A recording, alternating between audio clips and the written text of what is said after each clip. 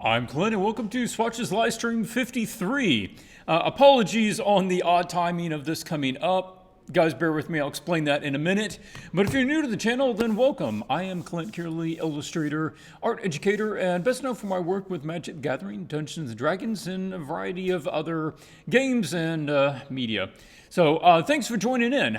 This stream will be about giving feedback and doing some critiques on submitted art by you, the viewers, and the patrons here at the Swatches community. We will be jumping into that shortly. We do have some announcements to get through first, and we also need to kick off the new challenge so you guys know what that's going to be, and then we'll get into doing the feedback. This was supposed to start an hour ago, but unfortunately, mistakes were made, and I did not notice that my computer did not, or actually set back my clock because, we have daylight savings time here, and we moved the clocks ahead an hour in the spring, and I had set that, and somehow the computer reset it, and so I didn't notice that the time was an hour off from what it should be. Anyway, there we go. And then when you, of course, are behind, that's when YouTube decides that they've changed things in the back end, and you got to go figure that out. But here we are. So let's run through announcements real quick, and then we'll get into the stuff that people actually show up for. Heads up, next week, no stream. I will be at Spectrum in Kansas City, Missouri. That is an art event going on out there. I will not be exhibiting, but I will be attending. So no stream next week. Patreon rewards for this month, I was supposed to say this month, is the painting process guide. And this is where I have the painting process. We will be breaking it down into 10 different phases. And I will be having the video explain what you should be doing at each step of the way. We'll have slides and text along with it so you can follow along with what I'm saying. We'll have some examples and some images as long with what we're doing. And this hopefully will give you guys a lot better, smoother time at the painting process, not so much trial and error. For instance, on the concept phase, which is the first phase, this is where the idea has to come from somewhere. Either the idea comes from you or the idea comes from a client, from a commission. And it's what do you need to know about it? And what are the specifications the image is for? Because the specs and the outlet of the image can also help inform how you go about creating that image. And then we go into things like the rough sketches. What should we be doing at the rough sketch stage? What are the primary things that this stage should establish? What are some things that you shouldn't be doing at each stage? Also, we should stop halfway through the painting process and do an assessment. We should step back from the piece and start asking some bigger questions just to make sure we're on the right line. What questions should you be asking? What are those answers? And then what you should be doing with some of the answers when you get them. So anyway, we'll be going through all that. It should be about an hour. It might actually run a bit longer than that. And that will be for all of the patrons at the $10 level and above on patreon.com/swatches. This video will be available separately for purchase in the Swatches store afterwards, but it will be at a higher price. If you want to get the best price on it, then you need to join me over on Patreon. Also, everybody that is a patron, thank you. Thank you for joining out there on Patreon. There's about 140 of you, and you guys keep this all going, really. We have 50,000 subs on YouTube, 1,900 members on the Facebook group. But really, there's just the 140 of you that keep this going. So thank you. And I appreciate all of you and you guys being a part of the community. I do want to say I have a goal. I would love to see 20 new patrons. Goal is 20 new patrons for this month/cycle. This at least one last month. But anyway, Patreon works on cycles and not months. We have two. We only have two. We have two new patrons. So we're at 2 of 18.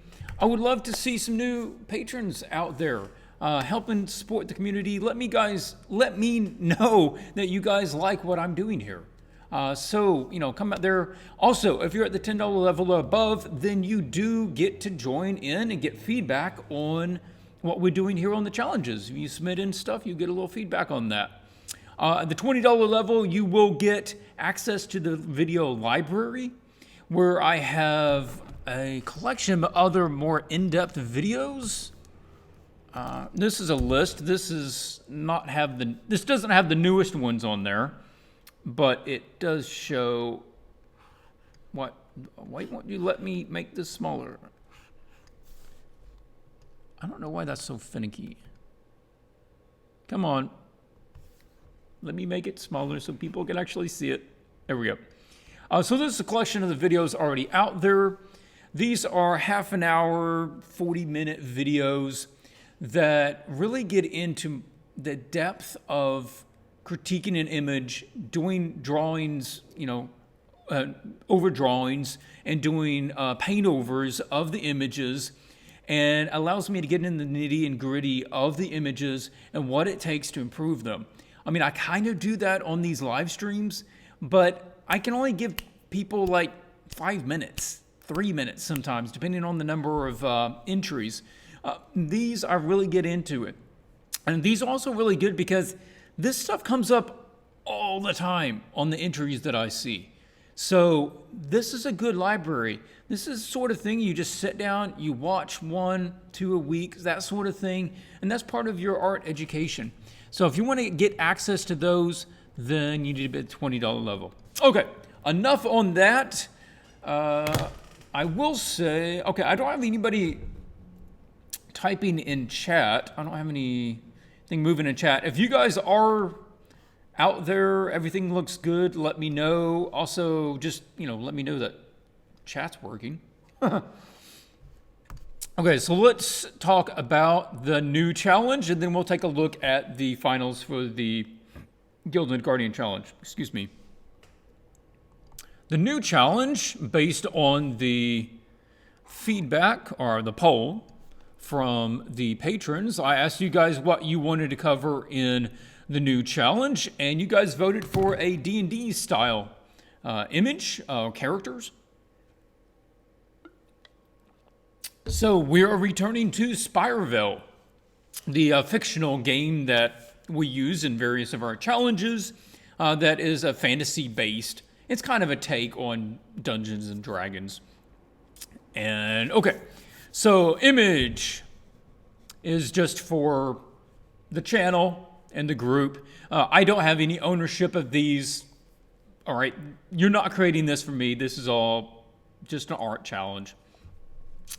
The whole image should be no more than 3,000 pixels wide, just to keep it in a range. It's not too big.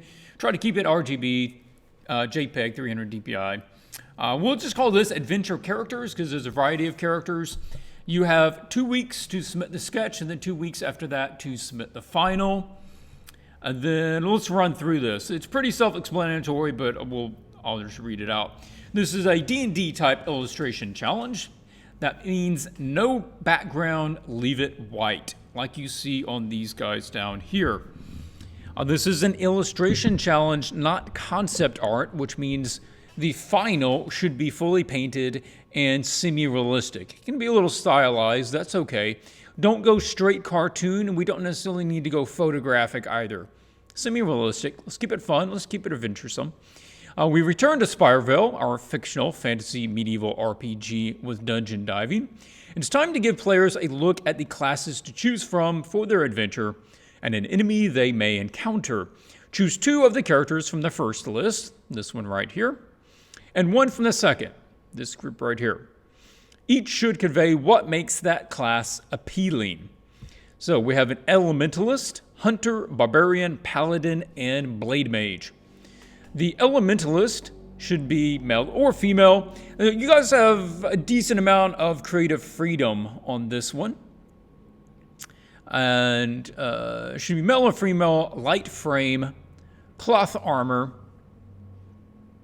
or a leather armor, nature magic, and should be an elf or satyr. Right, I am still not getting a feed on these video settings. Let me pause here, double check. I'm still not getting anything in the chat either. Let me check the Facebook group. Anybody?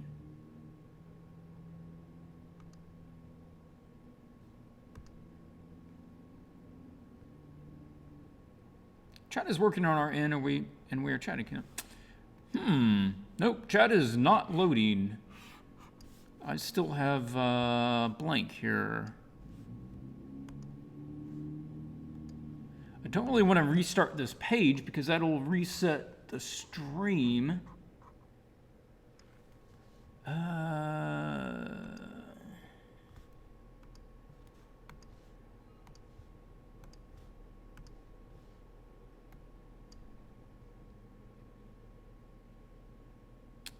don't know. I don't know why. Well, let me try. Maybe it won't. We'll see.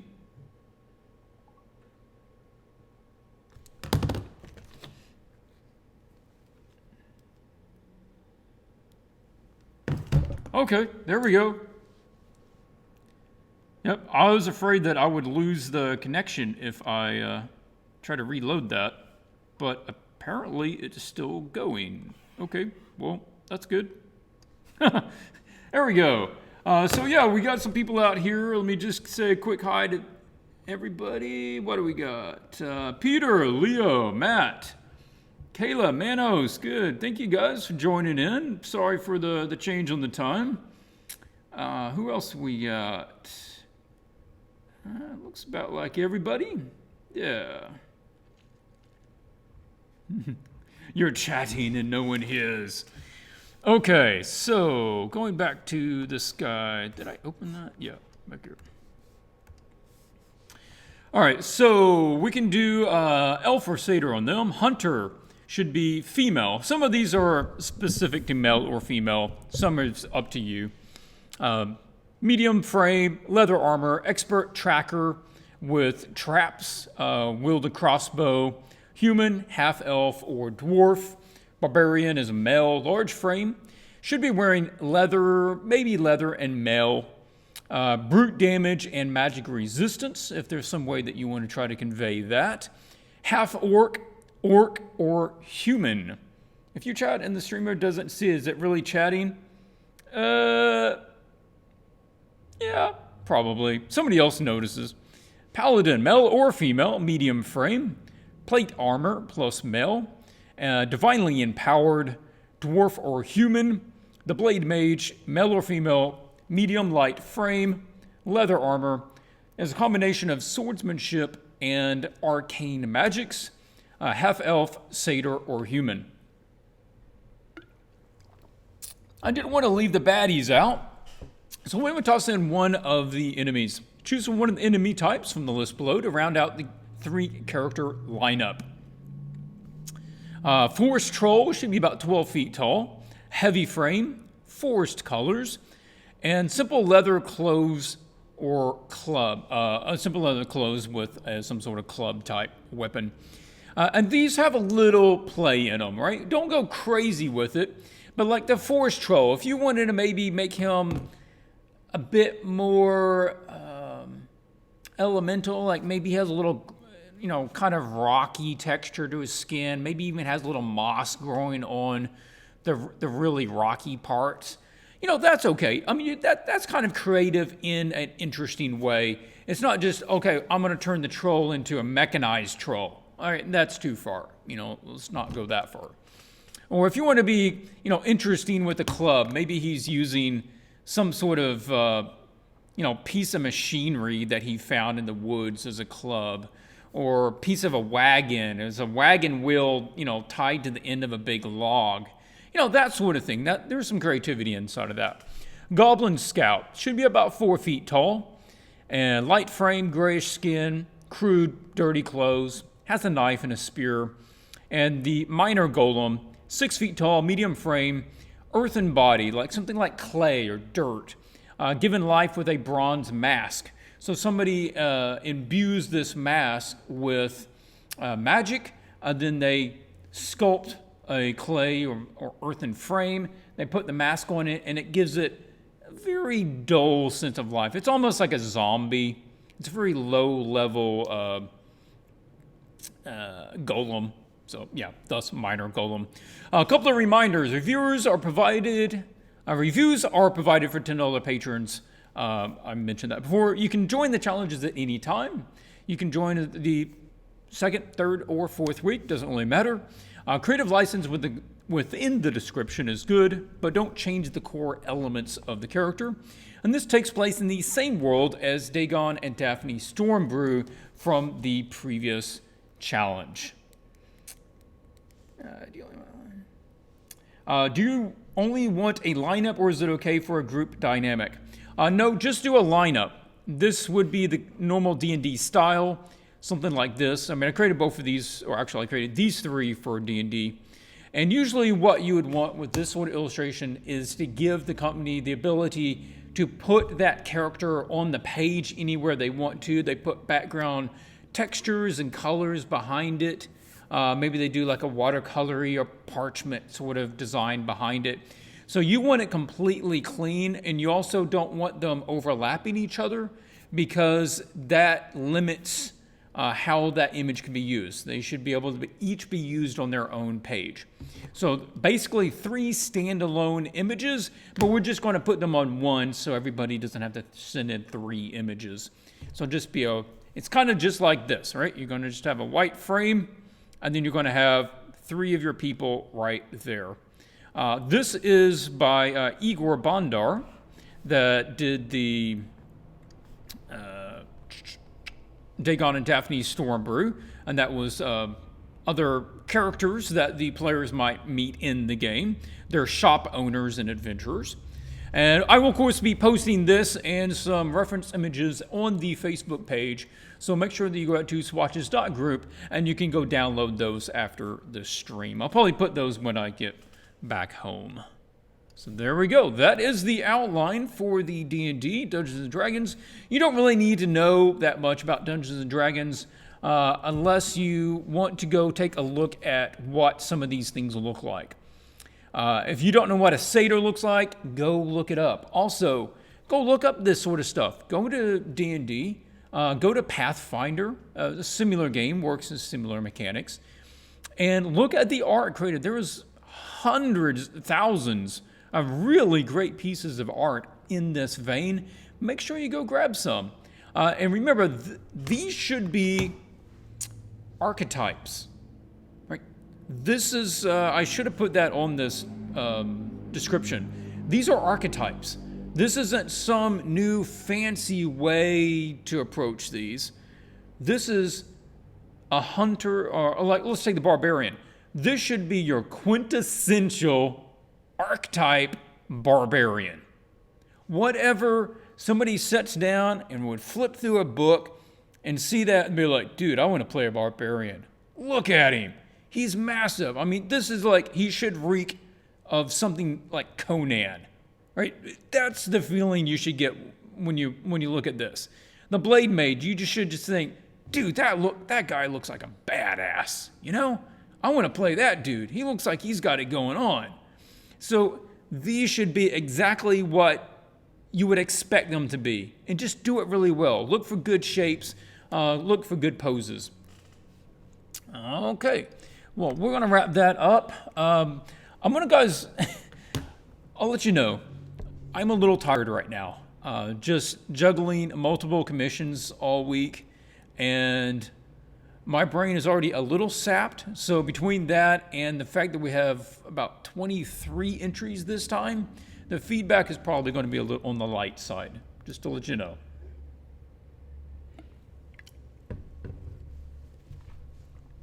Okay.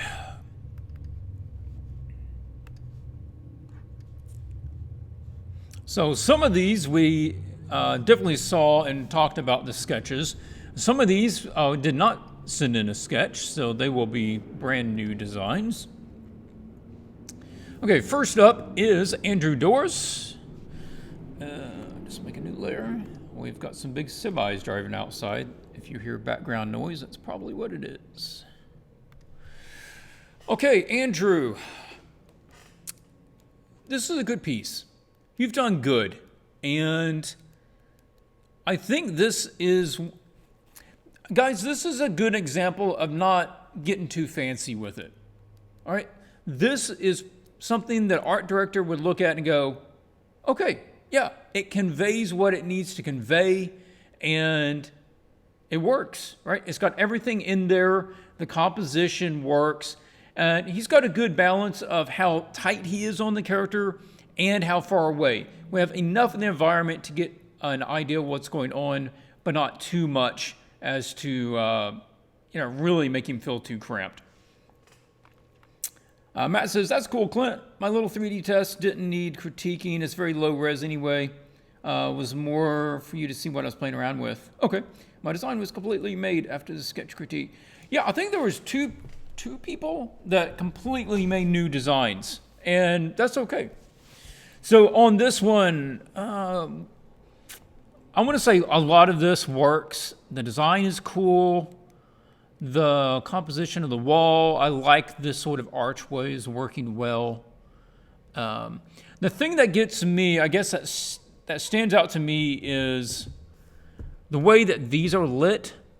Like these flowers, and I'm fine with flowers being the gifts, but this has like a little light on it right there, and that makes it stand out. So all of the flowers seem well lit, but the area around us doesn't really seem lit. And I'm not sure how that works. I'm not sure how there's a ledge here that is it fold in behind this thing, but yet it's still getting light and nothing else is getting light. So I would suggest maybe playing with that a little bit by letting some of them go to shadow. Why is that not? Nope, back to brush, come on. I'm doing this very rough, but it's okay to let some of it go to shadow.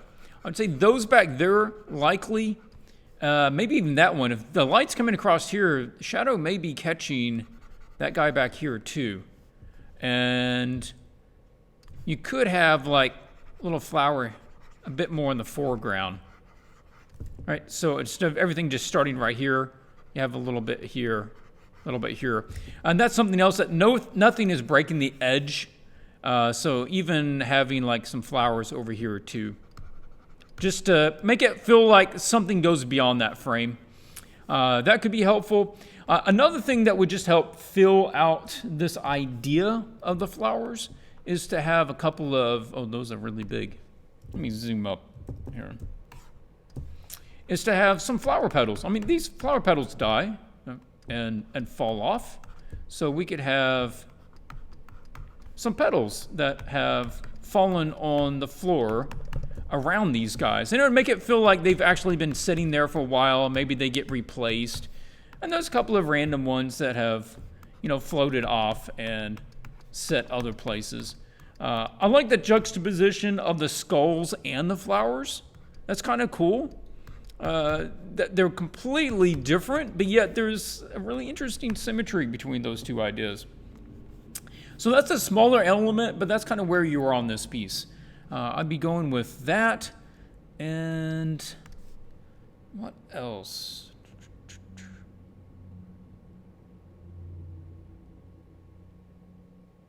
I think I'm going to just stop there. This guy really feels pretty good, and okay, let me say this. All right, this is something else. Color-wise, the gold, the reds, you're playing off of similar colors with the flowers. I think that's a good call. But this green really doesn't have anything to do with anything. I'd say either this needs to shift over to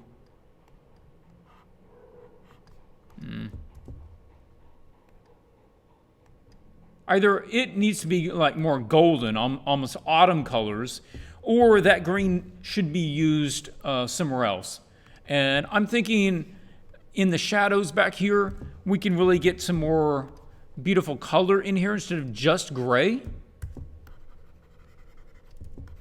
If we allow the shadows to go a bit more to that blue side. We already established this nice kind of denim blue color as a shadow tone, and that would allow it to have some color and not just get completely grayed out. I know you're trying to make it look lifeless, but yeah. Yeah, that's what I'm thinking. That would work. Just a bit more color and playing off of the colors that you've already established back here so that it's not just a standalone color, that it's something that's carried throughout the piece. That would help unify it together. There you go. Good stuff, man. Arlie. All right, let's pull this up. What we got here? Very different style from what we just looked at. But I love how clean this is. You did crop in on the composition a lot, kind of flip-flopped how some of the stuff was. Much better now. Much better use of the space. It might even be just a little too much. Here maybe. Just a bit more room over there. Also, having them look off the frame that way is a little problematic.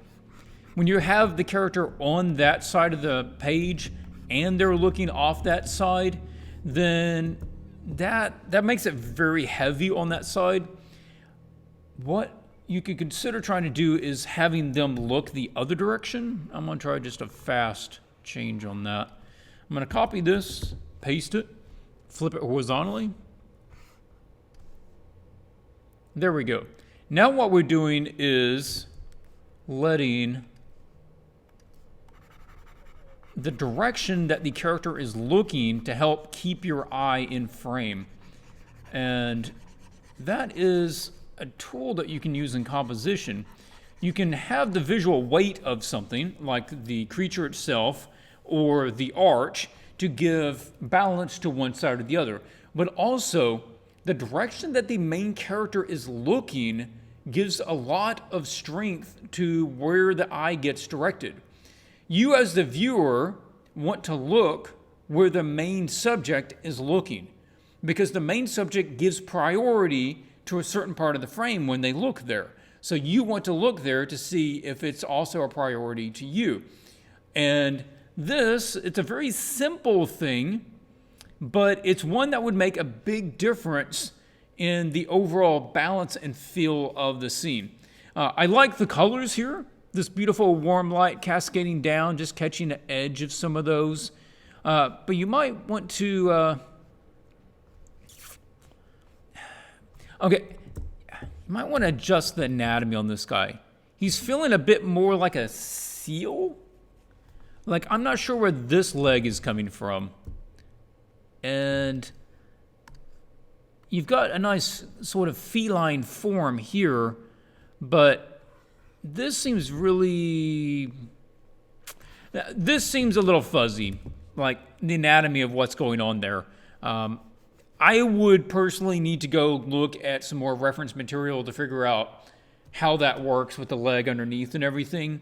But try to go back and double check that and see if you can refine that and make that a little more clear and maybe trim him up a little bit. The other thing, it's a smaller thing, but the green moss, I assume you probably just aren't even completely finished with this.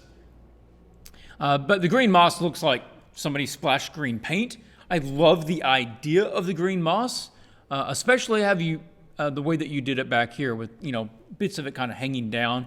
Make sure that that's three-dimensional though. It's not a coat of paint. It has volume and it has a thickness, and you might want to put like a shadow underneath it and make sure it's not going to stick to the exact shape and hard edges of the thing underneath it.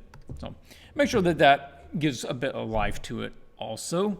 You do have the little frilly thing here based on, I forgot what kind of flower you said this was based on, but I assume it has that as well. Try to carry that out somewhere else or something similar to it. Maybe you give some of them longer ones, a variety of that. Maybe its whiskers can become something similar. We want to carry that out. You don't want to just one time use a design like that. So maybe it's there. Maybe you have a couple of little ones sticking out in a couple of other spaces from some, behind some of these, underneath some of these. And that way it's a design that's carried throughout the whole thing.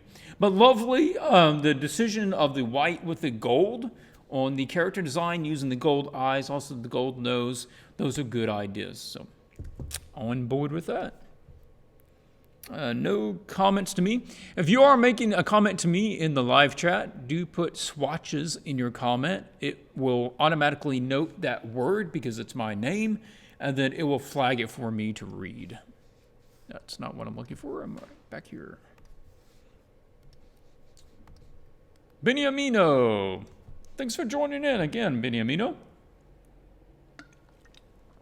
Okay, you got some cool stuff going on here. I love this design. It's a very interesting character. Let's pull up on this for all the viewers and meander around for a moment. You have put in, obviously, a lot of time into this character. It shows, and I think it's been well worth it. Yeah, beautiful piece. I hope that you're going to be able to get some life out of this image. As far as, get in your portfolio, maybe get it in front of some potential clients, because this is a lovely piece. Yeah, I like this. The good use of the gifts down here, just foods and pots, that sort of thing.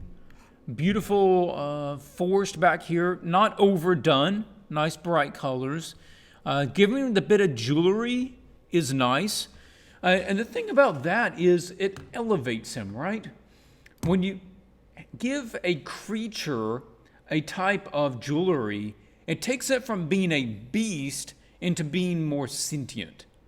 And it automatically, I look at this guy and I think that I could probably walk up and have a conversation with him. I assume that he has the ability to speak, because he adorns himself. Where the other one, the previous ones that we looked at, I don't know that they could speak. I'm not sure how sentient they are. But clothing and jewelry is a mark of that. So really good choice there. Interesting shapes. I love the dynamic between the white and the dark patterns.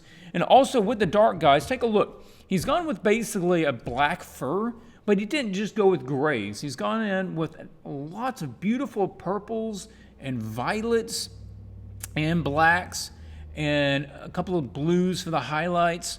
And this makes it a lot more interesting. It brings that color into it. Okay, so what could Beniamino do in order to push this scene up a bit more? Well, if we make a new layer, we're going to drop black on that and just set that to color. A lot of this is very dark, and if you're on a nice bright screen, you'll be okay, but there's really no reason that we need to be losing that much to that much dark. And if there is that much light in this scene, we can still have this in shadow, but there should be enough feel light to bring this up a little bit. So I'm going to try adjusting the curves here, and we'll see if we can.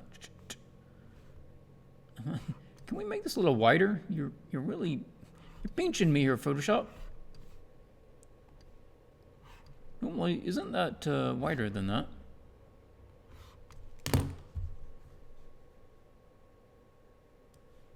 There we go. Like, that seems really narrow.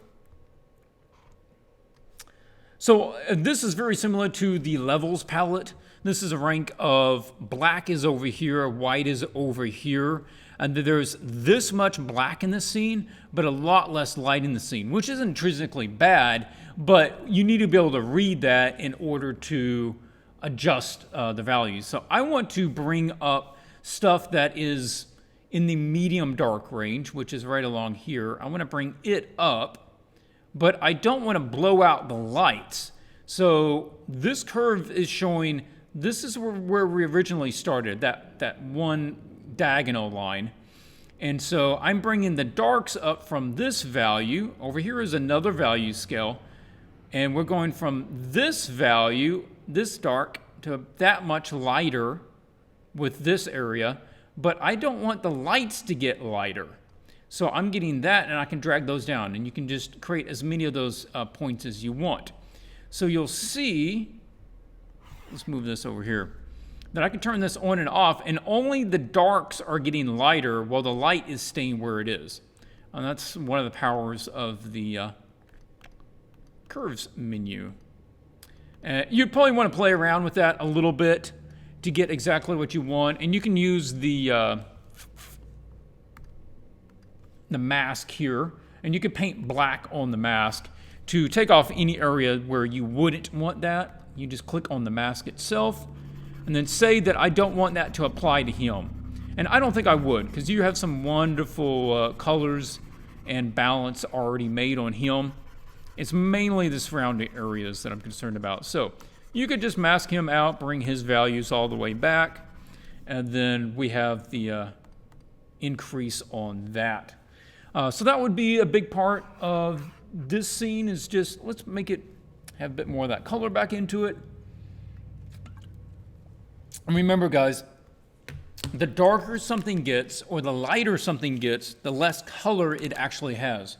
It will always tend towards being more desaturated the lighter or darker. You always have your most pure colors nearer the midtones.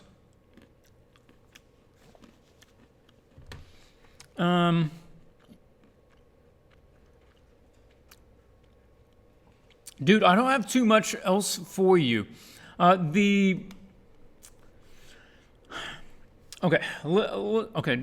couple of small things. You're doing so well here. I want to give you something else. The scattering of the light coming down on him and on this back wall isn't really working too well. Like, if the light is actually coming through there and it's as much light as we see back there, then we should be having, let's do like linear dodge. I'll grab linear dodge and something like that.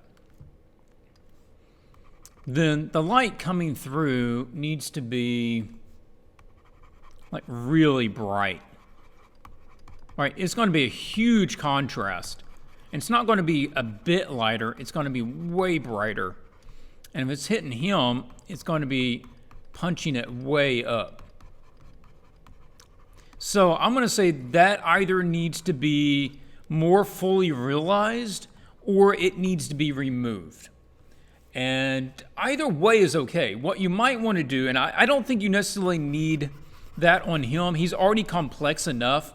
So try taking out the dapple light on him, but add some dapple light back here. Let's not make it go that way though. We need it to go this way to point back towards him. So we can have some dapple light that is coming through the tree, kind of doing this sort of thing. That way it's angled back towards your main character. And we can also let the whole thing just be getting a bit brighter. Maybe it's got a bit more of green in it.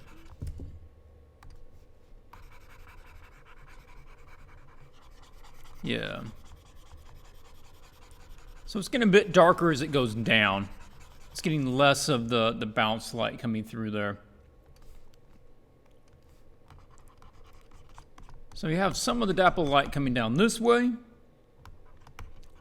And then by the time it gets to him, it's basically just this soft shadow and what you already have. That would be a small thing. You may add some dapple light affecting other areas of the scene. Like, it could be catching one little pot over here. So you have a nice little pop of color, some light coming down there. Like, catching this guy. Maybe it catches, you know, one little thing back here on this table, too. And that way, you can just draw people's attention around a couple of little lit spots. But there you go. That's about all I do with it. And this sort of thing, you could spend forever working on it, but really try to just give a little attention to those spots. Call it done. Beautiful piece. Next up, Brandon.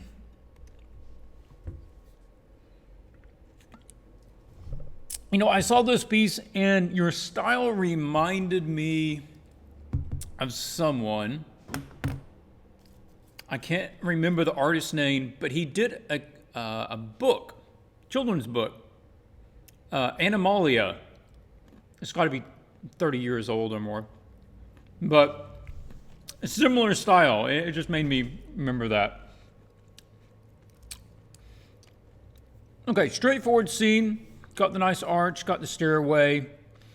The gifts are pretty lacking. Like, they seem really secondary. They're not really adding much to the scene. But let's talk about the character the creature, since that's the main thing.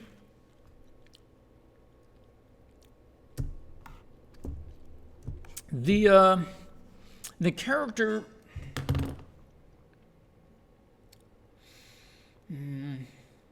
how to say this?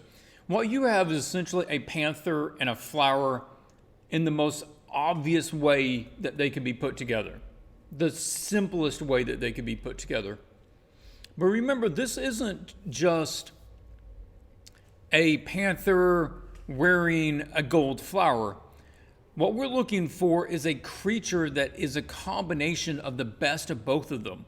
It should be something that has an entirely new symmetry and that is completely melded, where you can't really separate one from the other. This has a very clear distinction between one and the other. Let's take a look at some of the original images that we looked at. This is one of the inspiration images for this challenge by Mejia Rodriguez, if you want to go look at her stuff. And look at this. It is a, cat-like creature, but it has this beautiful sort of floral flower petal sort of design to it. And it's very intrinsic to the entire creature. It's not a cat with one little band on it. It has an entirely new dynamic to it. Similar to that is by Olya Bosick. Yeah. And it has this sort of thing. Now, this is a bit closer to what you're doing, but also note how it's more than that. It's gone into adjusting the facial features. There's a complete blend in between how the head functions with this piece. And one of the defining differences between the design of yours and the way that you're approaching it and theirs is the three-dimensionality of it. That this piece comes up, and then that one goes down, and this one goes at an angle, and that one goes at the side, and this starts here and curves back. There's a lot of three-dimensional shapes. It's not a flat plane. There's curves, there's ins, outs, all this sort of stuff going on. So if we get that, when we start thinking about it, what could we do in order to improve yours. Now, I'm going to spend most of the time talking about this. This is a creature that was the important part of this challenge. So I'm going to spend the time more there than the environment. We'll have an environment challenge later. So what could you do? Well, we could add more, right? I mean, if you want this sort of thing, and this is also a very basic shape. This is basically just a big, oval. So can we make it more interesting? And can we make it more part of the character? Like, well, if we kind of even followed what they had, which is, I'm thinking maybe it comes up almost like a mantle, and as it gets higher, it has more, and maybe it has like a little pieces that come up like this, and maybe it has a top flower there. I mean, it has a series that comes down the head. I'm trying to think of a way to incorporate one into the other more. I'd get a little delay in my clicks. I'm used to going fast with my clicks. I have to slow down so I can pick it up while it's also trying to live stream. So like the eyes, how can we incorporate it more into the face and make this beautiful symmetry between the two of them? Well, maybe the ears could be part of it. Maybe the ears start being bigger. Maybe the ears have the gold hair on the inside that sort of comes out. Right? The gold on the eyes, or maybe it has a golden pattern that comes around the eye that follows up. This sort of thing. Or, the other one had the golden nose. Maybe, that's fine. Give him golden nose. Maybe he has golden teeth. That could be interesting. And then we have layers of the petals coming up. And then maybe this petal isn't here. If that petal's not there, it's a more interesting shape.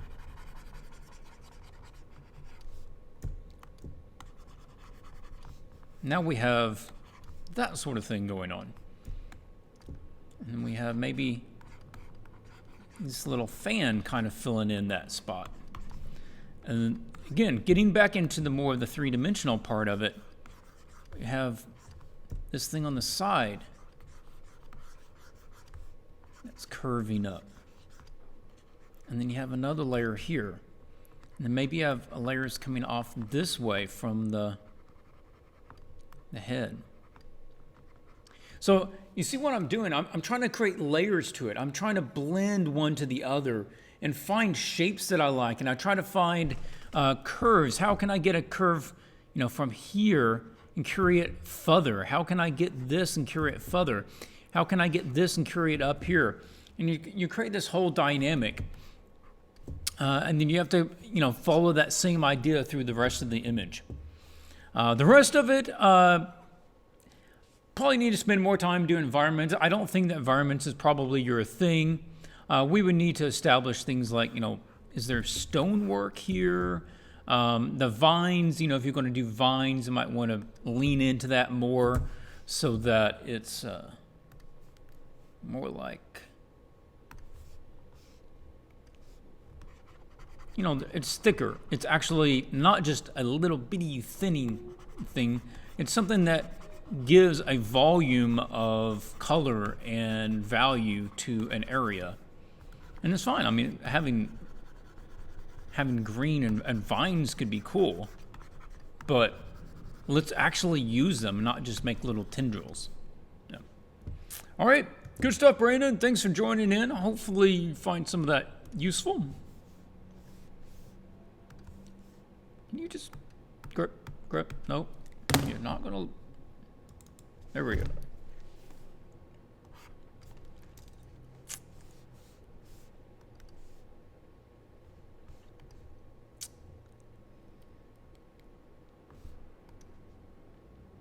All right, we have Bruno Lagas. Yeah, I don't remember seeing a sketch for this one. I think you probably didn't send one in.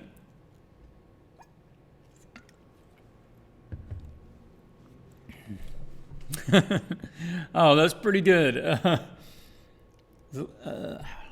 Okay, I have a clue how you say your name. Shalika would be my best guess. My boyfriend just came home from a Magic tournament with one of your shiny swamp cards, literally bragging to me while watching your stream. That's fantastic. I like it. Okay, so on this one, they took a little liberty and put the creature on top of the wall at the arch rather than in the middle of the arch. I think there's probably some room for that sort of creative liberty. We are running too close, though. This is a bit too close on the crop. So, not enough head space here. And it's ending right here at the edge. And the body is ending right there at the edge of this frame. So this is one of those where we do need to pull back a little bit.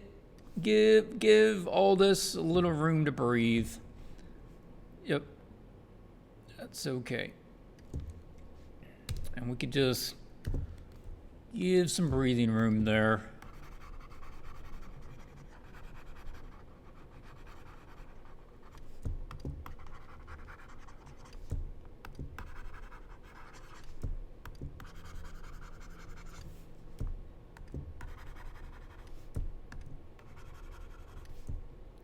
All right, so that's going to help out a lot just in the overall feel to that.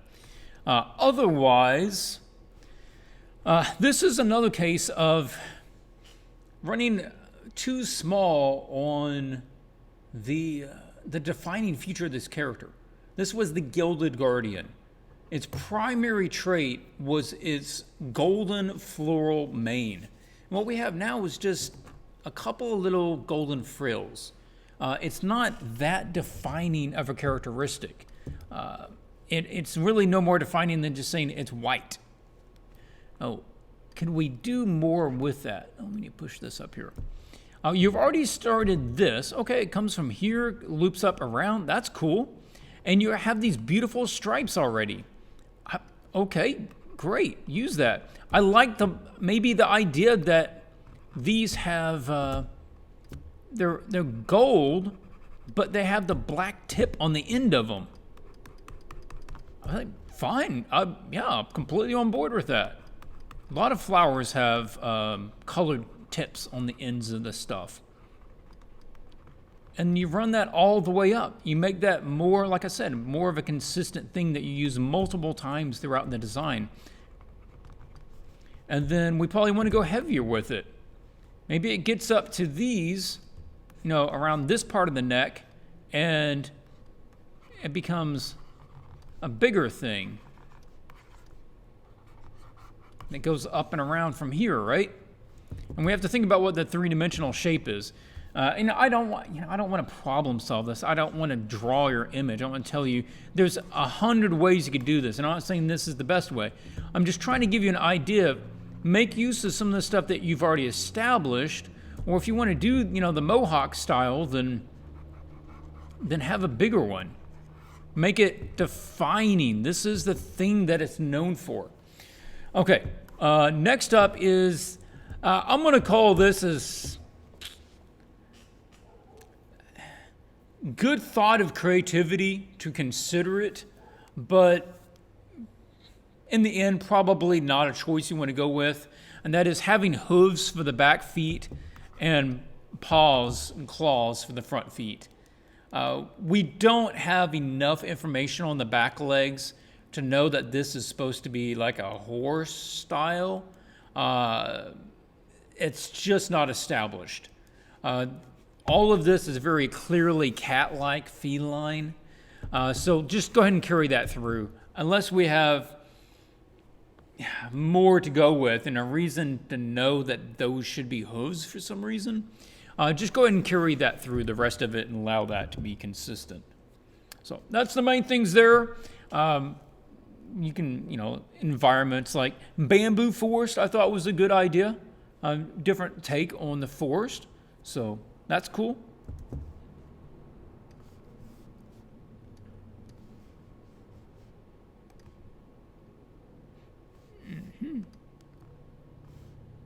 Christophe. Okay. Christophe, I think, said that he had one afternoon to work. So he had to try to throw together something very quickly. And for the amount of time that you had, he did good. Has a lot of the good basics of the stuff going on. But this is another one where it's just all too dark. That's the major failing on this. Even the creature design's not too bad. I wouldn't say not too bad. It's actually decent. And it's decent, especially the amount of time you put in. This has a nice little shape. You've got several layers of colors. You've got the colors, going from one to the other. Very slim body. You got some gifts down here. That's all good. But as this was a Magic the Gathering style illustration challenge, there's no way you could print something this dark. It just wouldn't work. It wouldn't be allowed. It wouldn't show up.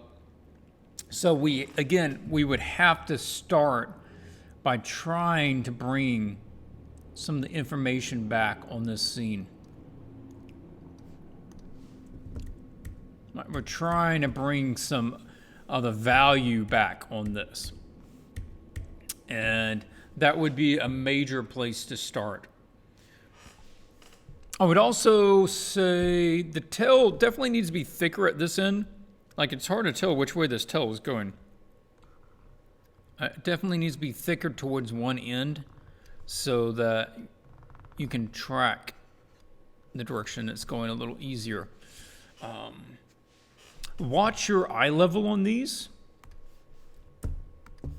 That we're looking down on this, but we're looking up at that. On the curvature of these. No, I'm not trying to select the color. I'm trying to draw. There we go. So your eye level, figure out where that is. What it looks like it's around here because we're looking up at that, but we're looking about even. Your eye level looks like it's about here. So that should just be barely above our eye level, and that's not really altogether much lower than our eye level. So make sure you do that. What you can do when you're trying to set up something like that is just have a layer at the top. We can just start by making a circle.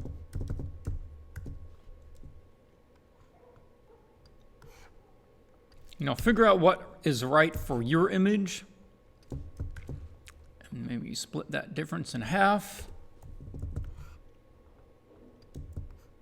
Of course, at eye level, it's going to be completely flat, all right?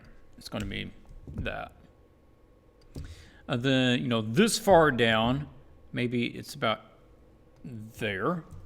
And you can just set up a little guide so that depending on where it is on the image, you know what the curvature should be. And you can just have your little guides off to the side like that.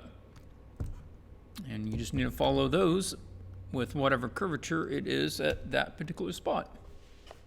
So something that can help deal with it. You might even want to keep doing this image. This is working pretty well. The other thing would be the side over here. We've got very heavy weight on this side. Like everything of importance and value and saturation is on this side. And we have very little on that side. We also have everything just sitting cleanly inside of the frame. I'm trying to move back up here, get back to that one.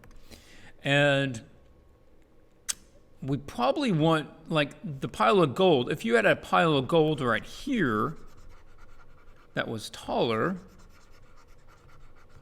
and then had a vessel that it's sitting in, right? Maybe there's like a crown or something on it. Just a little visual interest. That would help balance it, because essentially you would have this being heavy, and you probably have something like sitting up here against the wall too. And essentially you have that curve, right? You've got all of this stuff filling this area balanced out with this. And that would work compositionally pretty well. That would totally work. Good stuff. Good use of your time. I think you established a lot of good things. And sometimes it's best when you don't give yourself as much time. It keeps you from overthinking. All right, Corny Cockcroft, thank you. Beautiful piece. You've obviously put a ton of time into this. zoom up, make sure everybody can get a good view of what's going on here. Check that out. There are some lovely shapes, subtleties going on there. A lot of rendering. All of this, you can just see that a lot of attention has been put into the piece. Every area cleaned up, rendered, lots of time. So that's lovely, lovely. Yeah, I remember the sketch. It was a really fine, detailed not pencil sketch, line sketch.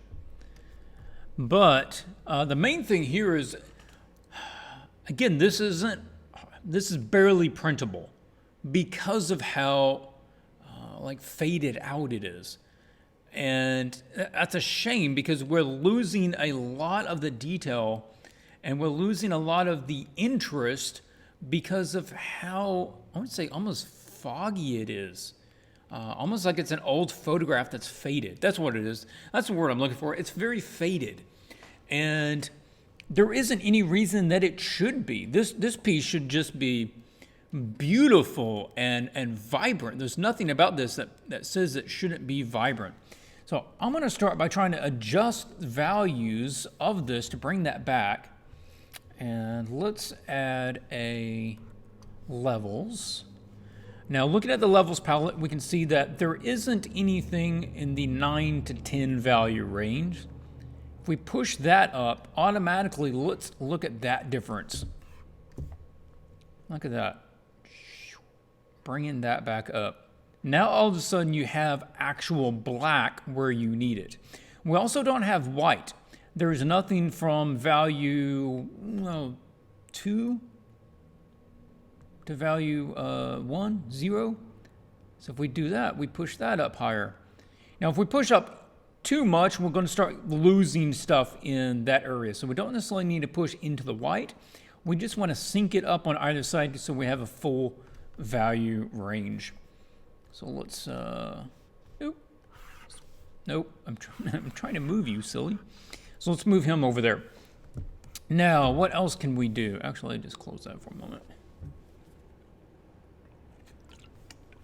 We're losing a lot of saturation down here. Pull up, let's take a look. This is wonderful. You've done a great job. Look at this. Lots of referencing, I'm sure, to figure out how this is all working, the designs of what's going on here. But it's all getting desaturated. Should it be as bright and vibrant as this? No, it shouldn't, because this is in the light. So realistically, you only need half as much detail in the shadow stuff as you do in the light stuff. But still, what we can do is do another levels. And I'm going to push this up. Push this up.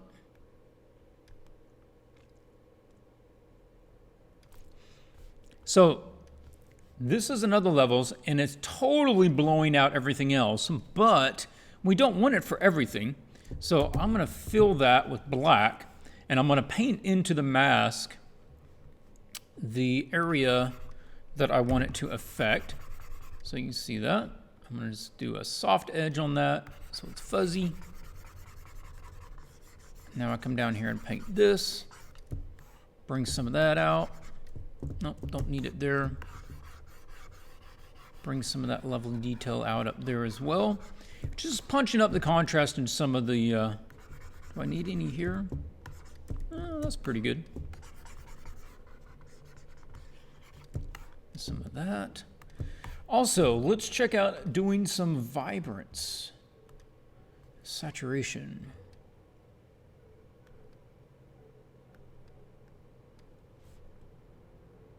Again, it's too much for that, but we want to apply it to the shadow area. We want to bring some of the values back.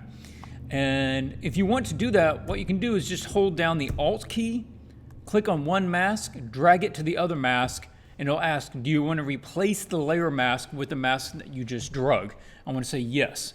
So it's automatically going to just be affecting the areas that the other layer was affecting. Let's move that over. And you can see you can just turn this on and off. It's subtle, but there's a bit more color being brought back to that area. So here we go. And I also want to have another one where I'm bringing back some of the values. So I have a third option here, another curves. I want to bring back some of this. And again, mask, I want to start with black and just paint it in the areas that I want. Like back here.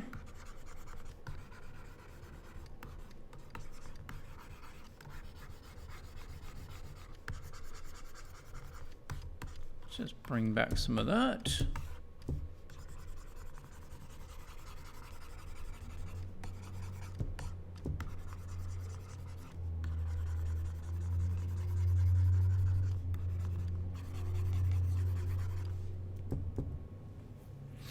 So here we go. Now, let me duplicate that. So this is what we can have. This is what we started with. All right, there's a big difference. You can see how faded out that is now. And we're not really gaining anything by letting it get that gray. Okay, so from here, what could we do in order to improve it? I'm feeling like maybe a little more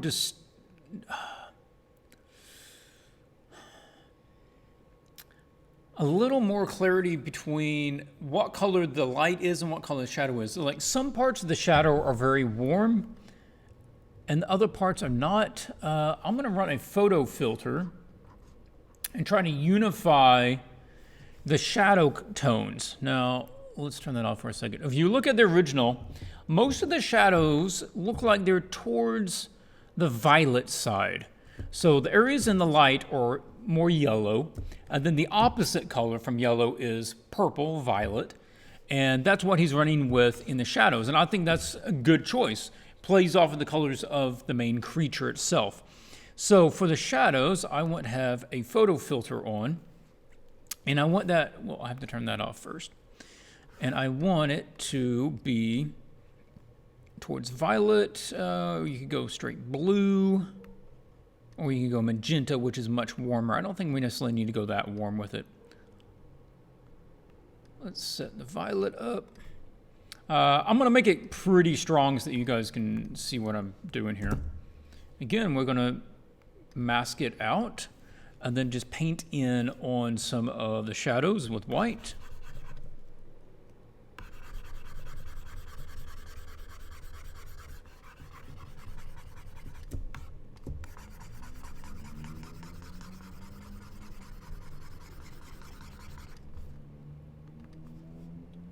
Maybe that's even a little strong. Why don't we try kind of splitting the difference between blue and violet? Yeah.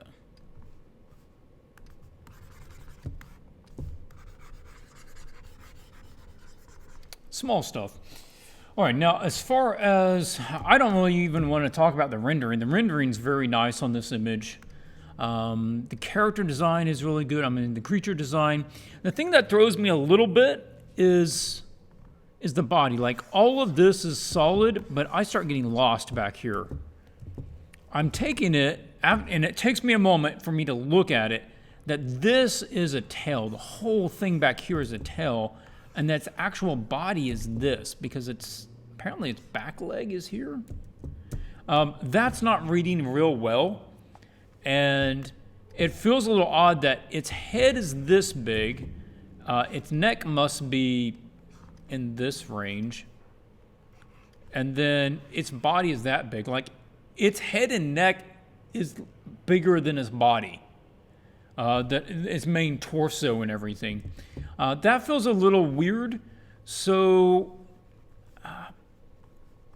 can we adjust the back part of the body? Fine, big tail, that's fine, I have a problem with that. But this seems like this back leg, I think this is a back leg, it looks really rumply, like lots of extra skin, kind of like pug dog, not pug, what is it, the bulldog that has like really rumply skin. Doesn't really meet. So if we try making its back higher and just increase the size of its body, and maybe its back leg is doing a little bit further back. Maybe we get a little bit of light between here and we get an idea of, you know, its physique there. And then its other leg can, you know, come back there as well. And then we just get the, you know, the tip of its paw there. That I think would read a lot better. It would size out the overall body a little a little more effectively, so it's not as confusing. Then we can start the tail a bit more there, where you might expect the tail to be, obviously, if you move the body physique. And then you've got these other colors. I think I said something about, can you incorporate some of the designs of the head to the back? But now that I understand more what you're doing, there's probably a better solution here. Like keeping it all purple and just letting it fade to blue at the end is going to be a more effective thing than just throwing a little gold on the underside. So I would approach it that way. Just let this thing effectively just transition in a gradient from the purple to that. So this has a very subtle change. This has more drastic, quicker changes. All right, enough there, unless there's a comment about this one.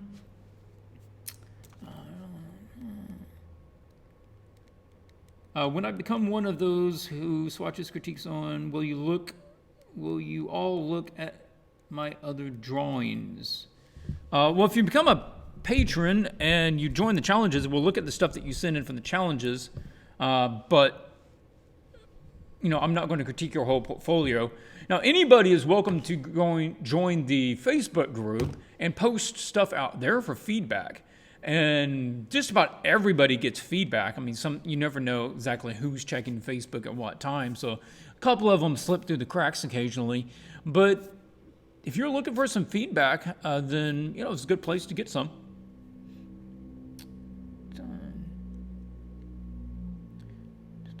Okay, I think it is setting. Yeah, I think it's setting. I agree.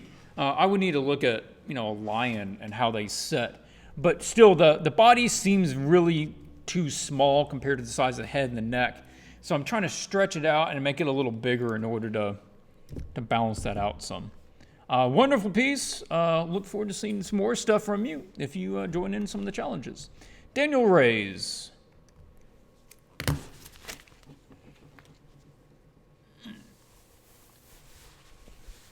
Get this jacket off. It's warming up in here a little bit. It's a good piece, Daniel, and I appreciate you going a little more elaborate with the design. It has more presence to it with all of that.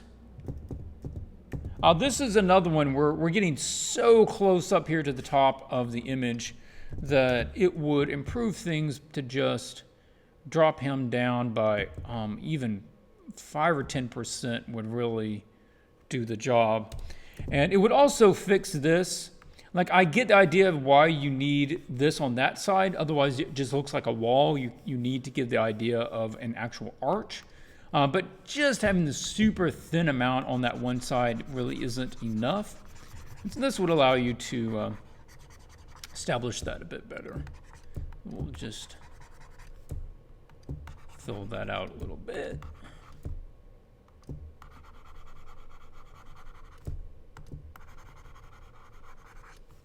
So, okay, that would get us started. That would be good.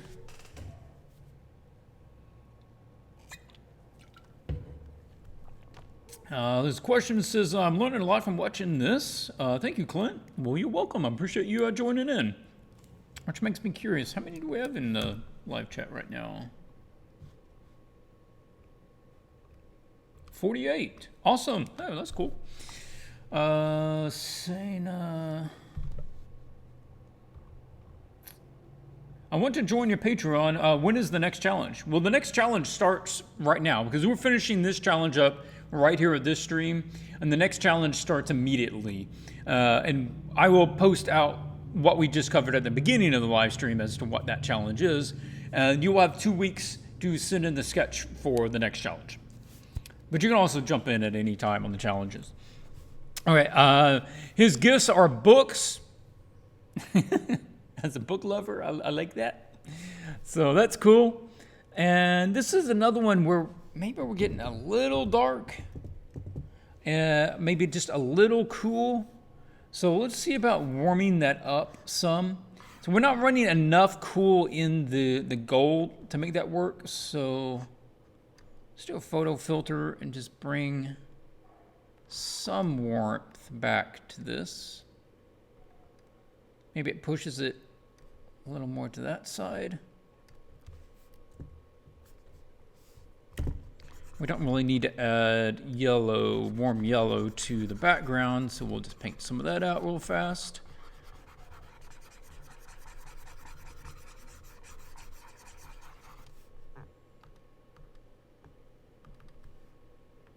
Probably too much. Just a little bit, yeah. Another place where we're losing a lot to the shadows. Everything is very similar in value. So we just use a dodge tool set to highlights. We just want to bring some of that back out. And it's still very dark and compared to this, but also the color scheme of the shadow area is distinctly different from the lit area, which is a good choice because it allows us to brighten it higher than it really might be, because the color difference makes up for value difference. So that works. We can also boost him up a little bit. Yeah.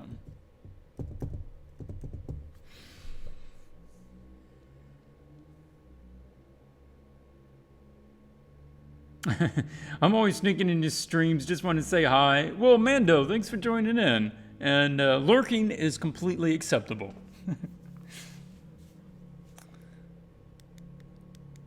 All right. Okay, about the character. This piece is... The piece around the eyes feels a bit too mask-like, especially when it's little. I just feel like it's kind of a mask that he's wearing rather than necessarily part of him. And it would be nice to see that maybe made to feel a little more organic. If we can play with some of the shapes, some of the little curvy shapes you have here, I know that you have a little bit there on the top, but if we can get some distinct floral tips on these, that would help. A little more floral-like. Even your classic floral design that has that coming across it. And then you could have little ones kind of coming off of that. So this is a design that sort of builds off of itself as it goes. And that way it's not so mask-like. It's got a growth pattern to it. Makes it a little more organic. So yeah, this is more just color balancing, bringing some values back into it. This feels more mantle-like and less organic. So, I mean, if that's what you're going for, you can. Otherwise, it seems a little odd. It's like here you completely blend it in, but you don't do that anywhere else. And I'm getting a robocall. Sorry, guys. If you're going to do that, if that's something that is possible with this creature design, then do that more. And that could be a cool thing, is where this becomes a pattern that comes down. And there's a mix between the gold, it starts black on one side, then it turns into the gold pattern. And then that leads into the design on either side, right? This sort of thing. To eventually, it's just gold. And then the white is the subtlety, right? And then the white is just a little bit here or there. And you can do the same thing here, right? You can have that like white going here, and this is playing into a pattern. Maybe it has a little white there. And so it's just a back and forth between the two of them, making it a bit more of a even match between how these work. Kind of blending them again together, trying to let this blend together. Let maybe some of those black ones turn to the golds on the towards the end. That sort of thing. Okay, well, I'm going to stop there. Very cool.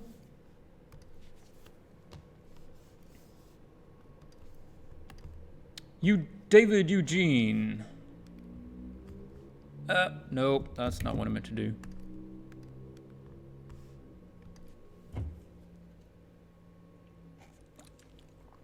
Oh yes, I remember this. Yeah, it was kind of a abstract sort of approach, design-wise. Stone archway. It has a cool look to it. One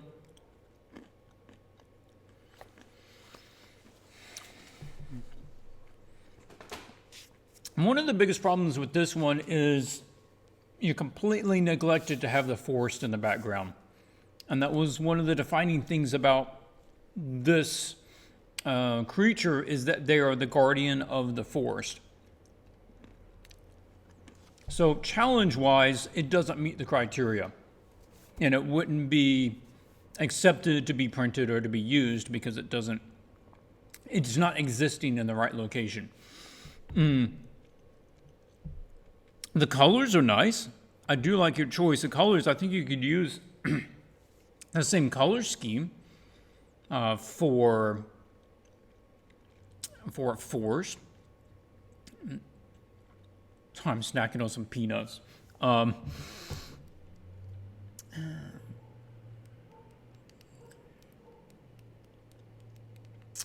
The character, I'm going to guess that you have not completely finished this, because some of it is really well rendered and other parts just don't have hardly any detail or any finesse to them.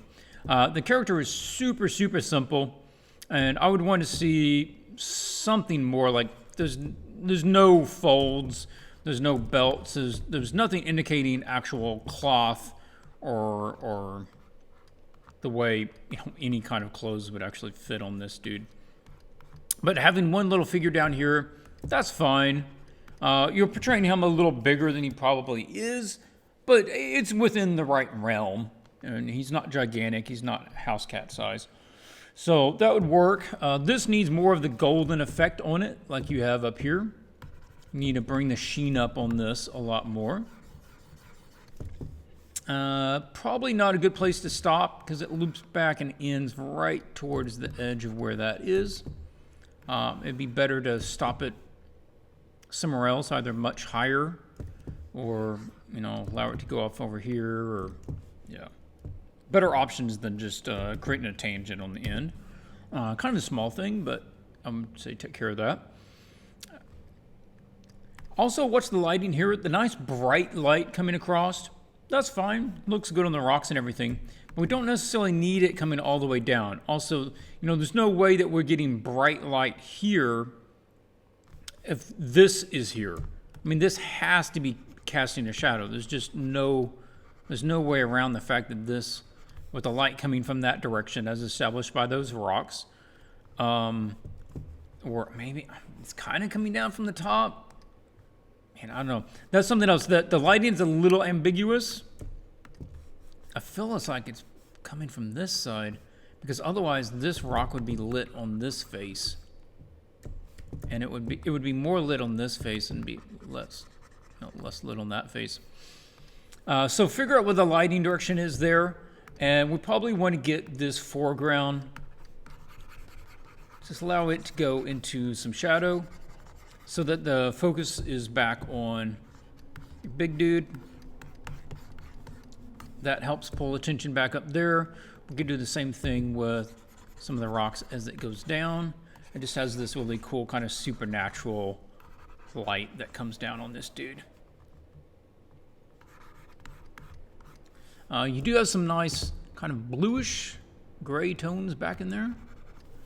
Might even step into a bit more.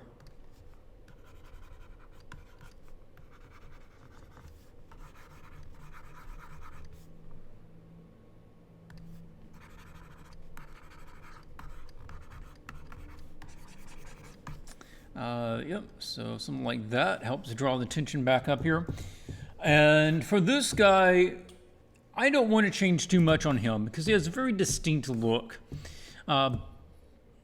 Something that would be helpful, though, is making this not feel completely flat. Because I feel like this is just one flat plane that you have sticker eyes on. There's no volume or depth to this head. So,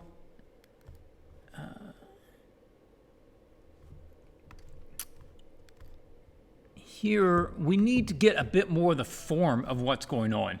I'm not sure the form that you have in mind, so I'm going to just guess. Like, this is an eye orbit, which means that this should be... You know what? Let's do it. Let me back up and try to do it another way. I'm going to paint this the darker tone. Let's start with that.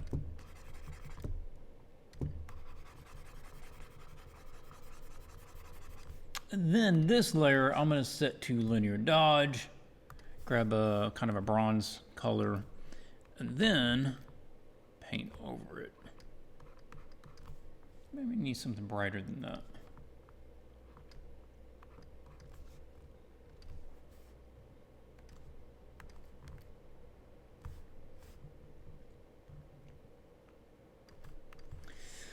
So the orbit of the eyes, might be catching it towards the top there. This is coming out towards us in a plane. So this is probably catching some. Where exactly might be up to you. It's going to have some folds. So we wanted to create some volume and feel like this has curvature to it. This looks like it's folding there.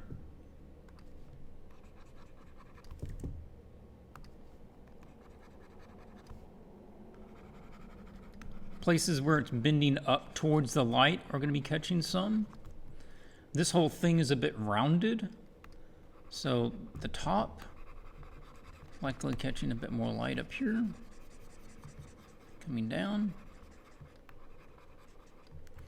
And because it's metal, metal can catch light in interesting ways where if it has the chance to bounce off of itself, then it can create interesting little spots where, like down in a crease, it will actually bounce against itself and maybe create little lights there. You might get little lights down in some of the creases around the eye.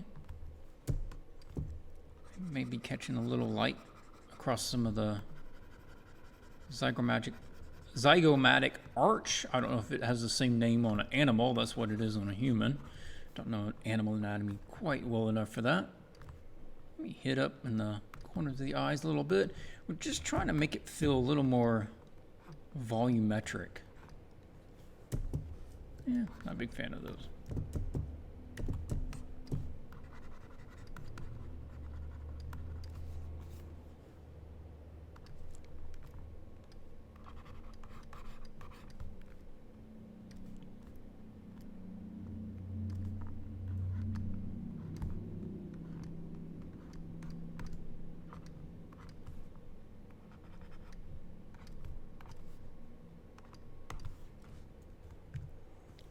We can just burn down some of this with the burn tool. I just want to knock down some of the base tone that we got, knock down some of the rest of it. So that has a bit more visual interest than just the flat light coming down on it, right? Now it feels like it's more golden and it has some sort of cool shape and volume to it. And then, kind of like what you have here in the tones, it's not just orange, right? It's going to have some bits of like maybe green. You can come in here, throw some green in there. Gold isn't just on the warm side. Usually there's more green than people really think about. So throwing some of that down here too, that'd be nice. It might even pick up a bit of the kind of the bluish cast on the right spot. So we can add some of that. You have some of that on yours.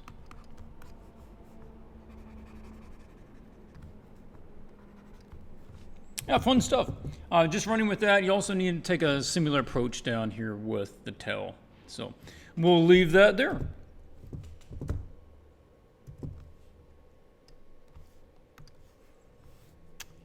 David, next up, Iwa. You got to tell me if I'm saying that right. I can't remember if that was the right way to say it or not. Okay. Fun character. Another one going with the white gold balance. Still a good choice. Going with the moss, rocks. It's a beautiful scene. A couple of things making it a little sticky though. One of the first things, again, there's no forest. Now I remember on this sketch, when we reviewed the sketches, that I showed an example. I took a background of another image and I pasted it behind there to kind of indicate lighting balance, and it had this sort of background in it, but that wasn't appropriate. I was just using that as an example to try to create some quick color and value. This still needs to be a forest. All right, that it still has to follow the brief and being a forest. My nose is getting so itchy. Okay, so on here, let's start talking about the creature. This is another one where the defining part of this creature is one of the most minimal parts of it. It's like you weren't wanting to really get into what makes this character who he is, which is the golden mane. And we need to see more of that. This needs to be the defining thing about him. So, like, all of this could be mane. And then we could have, let's try this. Let's try this. This is actually a nice little piece of mane right here. And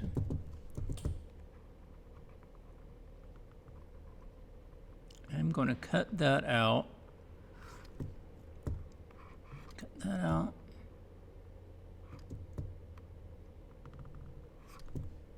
Okay, so give me that.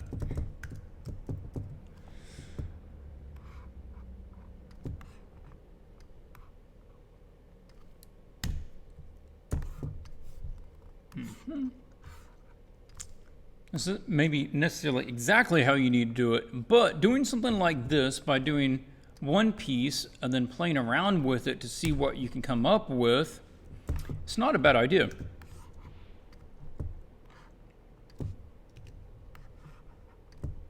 Okay, snap must be on because it is moving me in ways I don't need to move right now.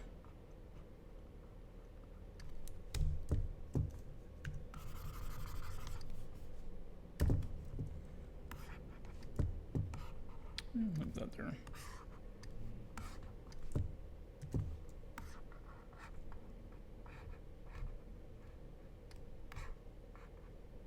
You start kind of moving them around, seeing what you can make out of them.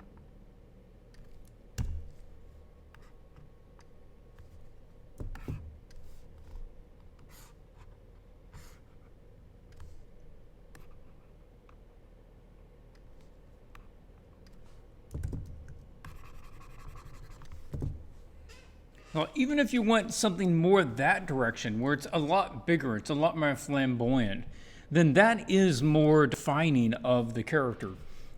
We would need to do a similar thing that we talked about on the other ones, which is try to carry it throughout the design some.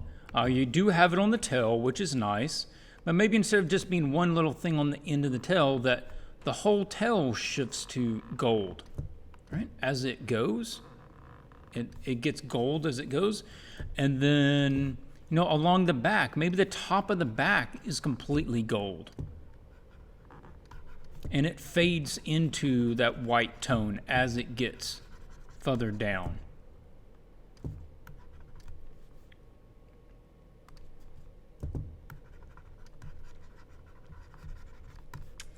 You know, maybe the paws fade to gold at the end, and so he's got like golden paws. Okay, also on the face, face looks a little, it's a little odd. I was trying to think about what it was. I think when you get that much lower face to a creature, and you have so much little upper face, it makes it a little, I'm trying to, what is the right word? I want to say less intelligent, right? And I've never had to verbalize the way that that works. Like if we have a face and we put the eyes up here and we have a big nose, a big mouth, whereas if the eyes are centered, it feels a little more human. Like I think as humans, we're kind of wired to think that the eye should be about in the middle, because that means that they have a certain amount of brain or mental capacity versus the amount of just, you know, rest of the face. That's about the best way I can think of it. So if we were to adjust the ratio, I'm saying the eyes are not in the right place. I think there would be help separate them slightly and move them down. Yeah, separate them slightly could be a good idea. Let's try that. Like they're a little too narrow in their placement. Maybe space them out a little bit more. That would help. And then it's kind of like the big chin. I don't think the chin is really helping anything. I mean, you can have a nice little, like, you know, flourish or something on the end of it, but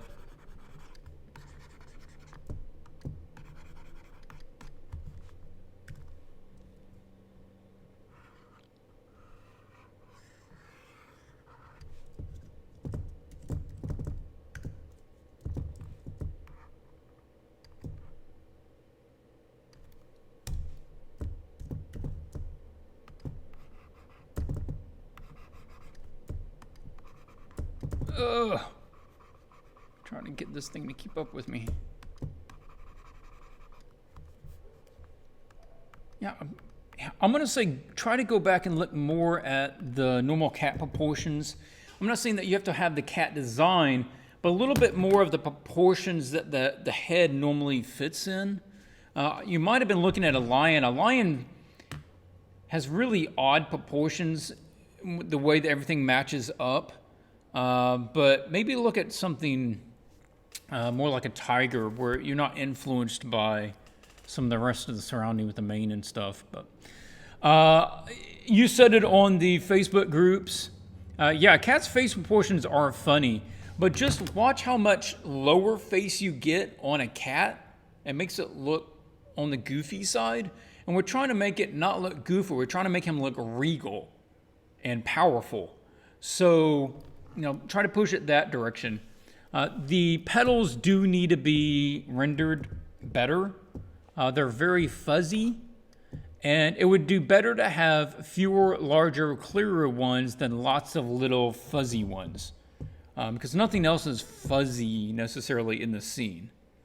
And you can create a brush, something like this, and set color variants to it and just do that. I mean, it's not hard to do nice a whole bunch of nice sharp little ones. And then you just need to come back and let's say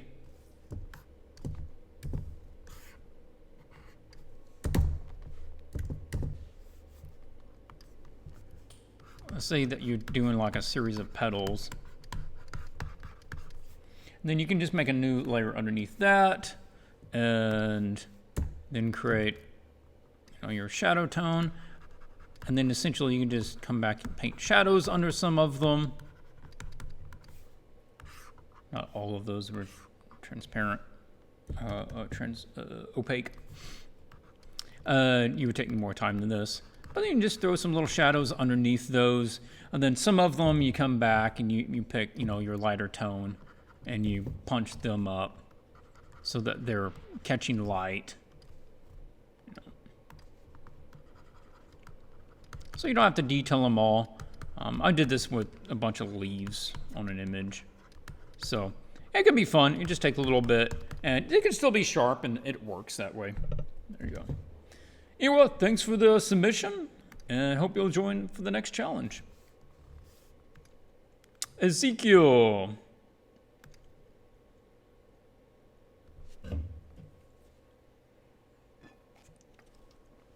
Ezequiel is a good start. Probably not finished. It doesn't look like everything's rendered real well, or fully rendered. So here we run into a similar thing that we already talked about. I won't go into it a lot, which is you have the basic. We have like a Black Panther style creature with a very simple mane, gold mane around it. So let's try to find more ways to blend the two of them, not just to be gold mane, Black Panther, but it should be a new thing that is not just the simple one touching the other one, but a whole new dynamic. The two inform each other. They blend over into each other. The design of the one blends into the design of the other one, vice versa. So let's try to go this way with it. Another thing is double check the size. Now you're running with a square frame when the challenge outline specified the ratio of the image. I think it was like 2200 by 3000, 3300, something like that. So it should be a horizontal frame. And if you do that, you might find a bit of a different proportion to be working with and composition to be working with the subject matter. So make sure that you're paying attention to those sorts of things. And that is, and we talk about that in the next video on the Patreon, which is the concept phase. Make sure you know the size of your image, specifications of your image, what the outlet and the idea for the final image needs to be before you get started, so you don't have to change course halfway in order to meet the new, just realized, canvas size in this case. So make sure we're doing that. And if you're going to be running with a lighting setup like this, then we could probably run into that a bit stronger. Like the back, this guy's going to be backlit. The light is coming from here as established by this shadow coming out here. So this is all going to be backlit. Make sure that you're looking at images of like backlit flowers. That's all going to be darker.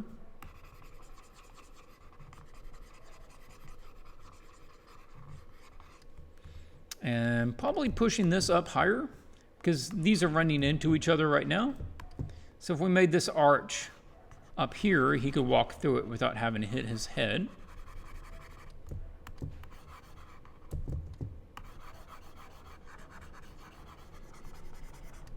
And of course, we do need to extend the frame out, that way too. Then we could have just the beautiful backlight catching some of the petals. We might even have some light, filtering in through them if they're not completely opaque.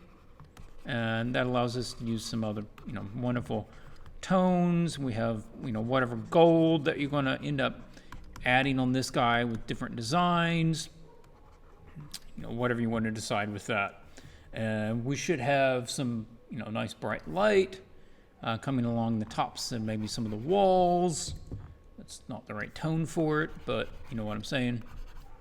We have some light coming out here. We're gonna have some beautiful, bright sunlight hitting, grass back there. Yep. Good stuff. It can work. I feel like it just has, more work that needs to be done to it. Just keep going with it. Keep working away at it. Make sure you're grabbing references and working from all of that. It's hard to get a higher level of realism if you don't have real things to look at. Iona. Very unique approach on this piece. I remember this sketch, and you've kept it very, very close to the sketch, even style-wise. So here, I like the overall feeling of the scene, his little walking step there. I like the design or architecture of the wall going on. But again, we're losing a lot with the colors and the values. So let's use the levels menu. Bring that up. So we brought the darks darker. The lights are staying where they are. And that will allow us to have more chance for midtones. Ooh, saturation is not what we need. I'll try using vibrance instead of saturation. Yeah. We do need to establish what the actual color of the shadow is, because down here you have a very warm shadow, and up here you have basically a green shadow, and they should be pretty much the same. So let's set that to color. And I also assume that you didn't get to finish rendering this, because it's very unfinished. So I'm not going to say, oh, that's not real, that's a bit rough. I know it's rough, it's unfinished. So I want to just kind of go over some of the bigger things, like the overall, values. Splitting it right here is a bit odd. It would be better if the light was not on a color layer. You have your main subject, and most of him is in shadow, and you split it right across his face. And that's an odd way to do it, because essentially that's highlighting his ears. If you were to split it across, no, you don't even want to do that. Something like that would even be better. Even this would be better. Or you could even think about the fact that this is probably not going to have that sharp of an edge on it, because that shadow is falling from a good distance away. And that means it's going to get fuzzier. Shadows get softer the further that they have to travel. And this guy is traveling a fair deal. So we can soften that out a bit. And even that would help a lot. What we don't want is a hard line right across the main character's face like that. Even if it's just a more gentler fade from light to shadow, that's better. And yeah. Also think about what other gradients we can be adding into this. You have some nice gradients on this, but there's other gradients. Everything is a gradient. Everything is a gradient. Transitioning from one thing to another thing.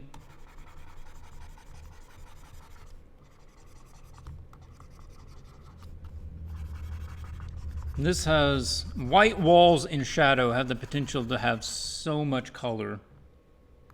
So make sure that we're have the chance to make use of some of that. I'm just experimenting and just throwing color in here and seeing kind of what works. That warm light doesn't really work. This cooler light works better.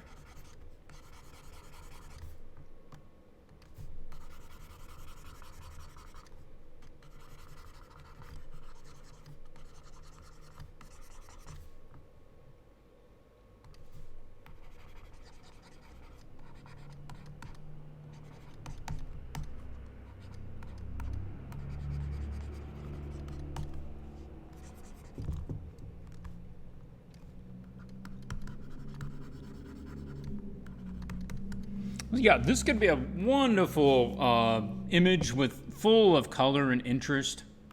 So just make sure that we're adding that back in there, and try to keep the shadows, like if the shadows are cool, make sure that they remain cool. And we can bring a lot of color also into that gold, and not just gold. If you want to try creating a overlay layer, then you can experiment with some other color.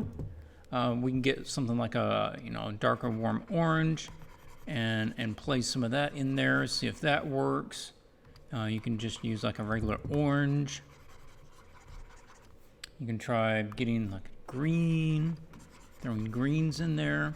So, overlay is a good way that you can do it without adjusting it too much value-wise, but also throws in a lot of color.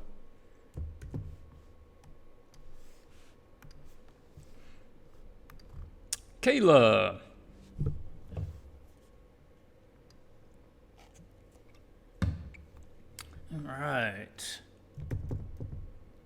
All right, this one, a lot of work put into it, a lot of advancements from the original, cleaned up a lot, established a lot more, but it's getting very busy. So we kind of need to simplify on some of this. This is another one where 5%, even that would help. We're running the head so close to the top that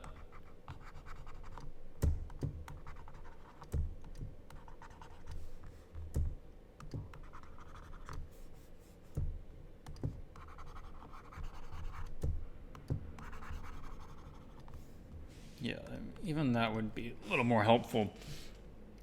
Okay, when you get this small, it just gets really busy.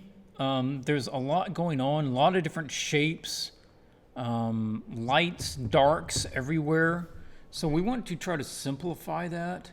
And that usually means getting each area or subject and trying to limit its value and color range. And look for areas of high contrast that don't need to be high contrast and try to lower them. So a couple of places where that might happen. We've got these runes on the back wall. There is pretty high contrast between the inside of the grooves and the lit areas. Why is the inside that dark? Well, it doesn't really need to be. So what we can do is just try to lighten them. Right, I'm gonna do it the cheaper way. You need to lighten them with a more saturated thing, but I don't have time to hand do all of that. So that's a small thing. That's lowering it. It's simplifying that whole area so that it has a more distinct value range, color range. We also have this odd glow on almost everything. That's not really adding anything. If you want to do a glow, then what you want is a nice pure tone along the edge. Not necessarily just, you've got like almost a white brush, this sort of thing, and just glazed it. That's not how light works. It's kind of a cheap way to do it.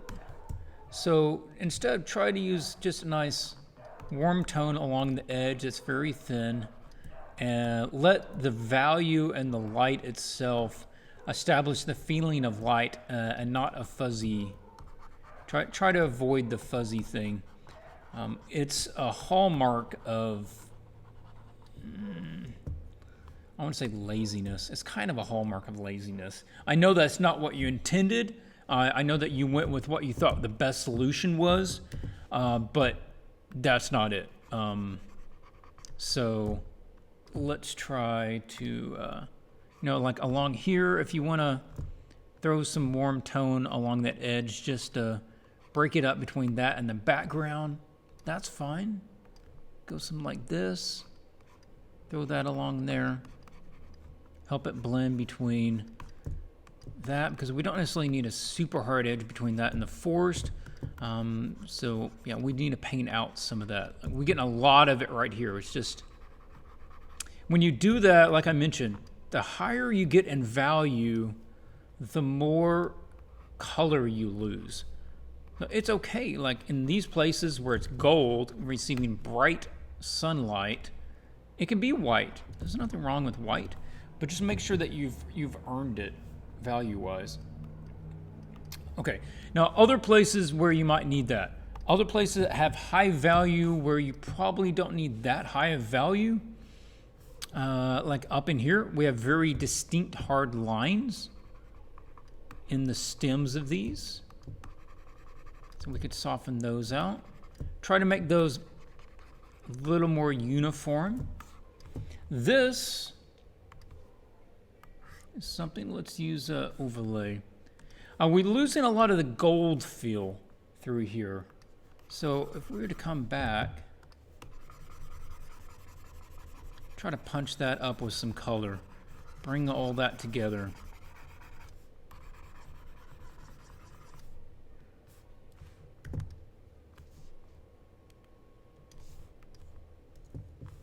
No, don't sample all layers, just this one, yeah.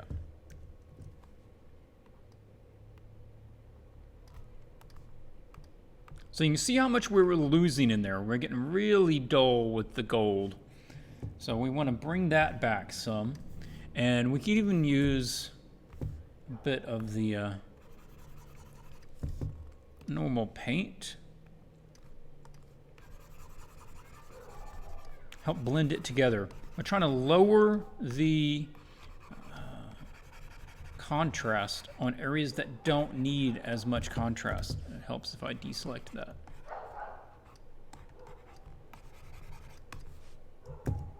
I'm doing a little overboard on that. Like down here, we have a lot of lines on the road. We probably don't need that many lines. Also, the road doesn't necessarily need to be that bright. That way, it's competing. If it's that bright, it's going to compete against the white, and it's going to compete against the candles. But this is a rougher surface. It's just stone, so it can probably be a little bit duller, so it doesn't compete with the light sources. You have this nice violet cool tones in here in the shadows.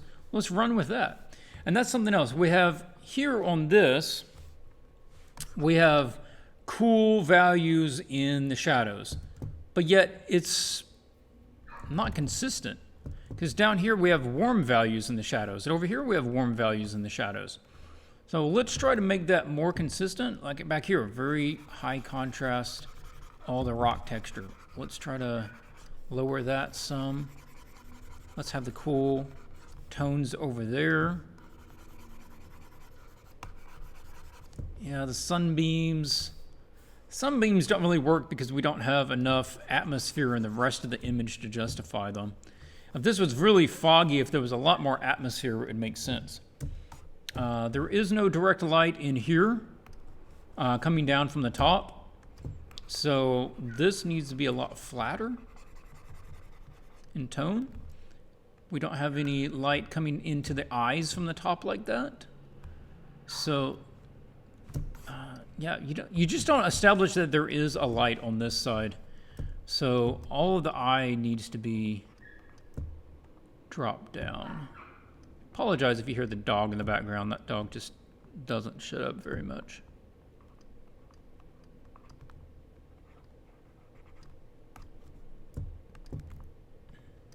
So if there isn't any direct light, then things will flatten out to their base tones. And that's going to be closer to what you would have. A little less of that. Hopefully that gives you the right idea. You would just have to go area by area and try to add a little color to it, lower the contrast of each area, and try to, bring its color back into a smaller range that's consistent with the rest of the image. But it's a largely successful image. I don't want to hit against that. You put a lot of time into it. It's a very clean illustration. It conveys everything it needs to. So on a lot of marks, it's really doing well. Kyna, you are up next.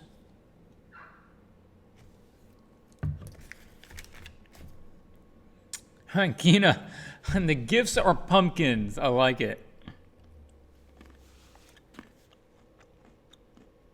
All right. Archway, you're going with a more of a tropical forest, big leaves, that sort of thing. That's cool. Okay. Yeah, I have to look at it for like 15 seconds just to see what I'm doing with it. Because I don't look at these beforehand, or I haven't looked at these beforehand to figure out what the points are going to be. I'm just looking at it immediately. Yes, this one. Thank you. All right, same thing that we've seen on the other ones. This is just a cat with a fancy collar on. There's no blending of the two, really. I mean, you've got a couple little things on its forehead. That's about it. But let's see a proper blend of the two. This isn't an animal wearing a fancy collar. This is a new type of creature. This is a new creature that if you look at it, the closest that you could say is it's kind of like a cat with a floral design mixed with it. But not in the simplest, limited way, in an interesting new way. So yeah, we talked about it. That's really something that would help this one a lot. So figure out how you can do that.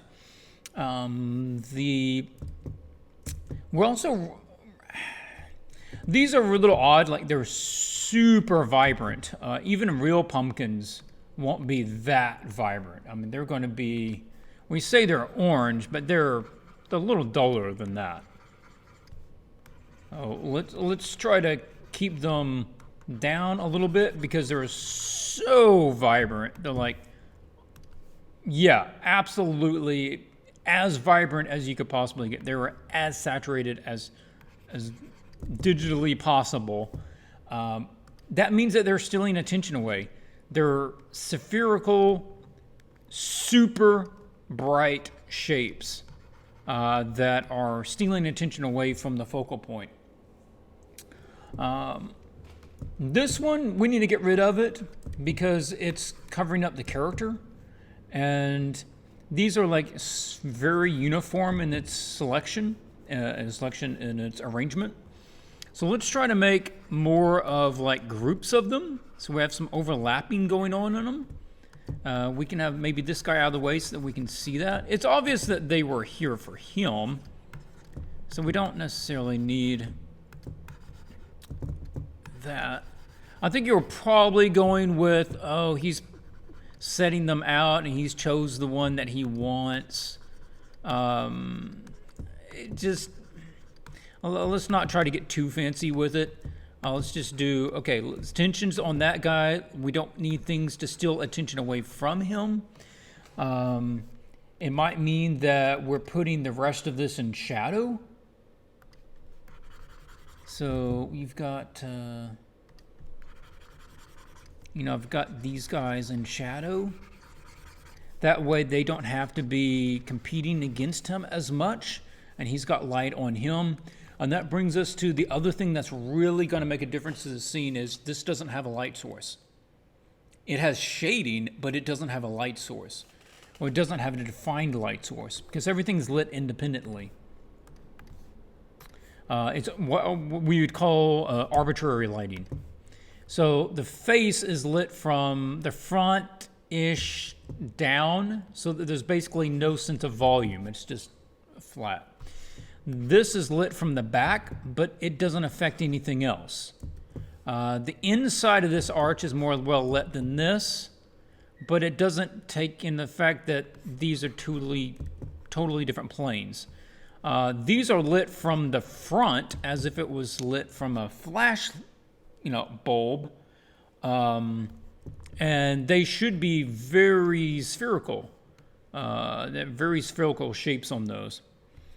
So yeah, make sure that we're establishing what the light source is going to be before you start getting it. I mean, if you're doing any kind of shading, then we should already know what the light source is, where it is. We need to know 3 things about it: its location, which is also its direction, and its intensity and its color. So make sure we know those things. Kyna says, I was rushing to at least have the elements there. I've painted this thing like 5 whole times. I'm regretting not sticking with my original Chimera design, but I thought it was maybe too weird. You know, this is one of those, you can grab this and you can keep working on this and this can work. I'm not saying that you need to repaint this. And in fact, you know, I've said it before, it can be one of the best skills is learning how to push through. And is it the best version possible of this image? No. But if it's between the best version that never gets painted and good version that does get painted, I'm going with good version that gets painted. All right? If perfection isn't the goal, learning is the goal. Getting an image done on the deadline is the goal. So there is always a better way to do something. And maybe they were completely warranted. I don't know what your sketches were. And this goes to everybody. Sometimes absolutely what you need to do is restart. And sometimes if deadline's ticking, then you go with whatever is your best idea and you push it. And usually if you keep pushing on it, you will find that there is more in there than you initially thought. If you keep working with it, you will find that there is more life in it than you originally considered or realized. All right, let me stop there. I like the idea of kind of the bald cat. Let's rethink how we're working the meld between the two. And that really is the main challenge. And make sure he's not being upstaged by his surroundings. The other thing is that background force probably needs to be way brighter because that's where you want to draw the person into. You want to try to make them think that's where they want to go, so you put more light back there in the forest. All right. Where were we? Leonardo.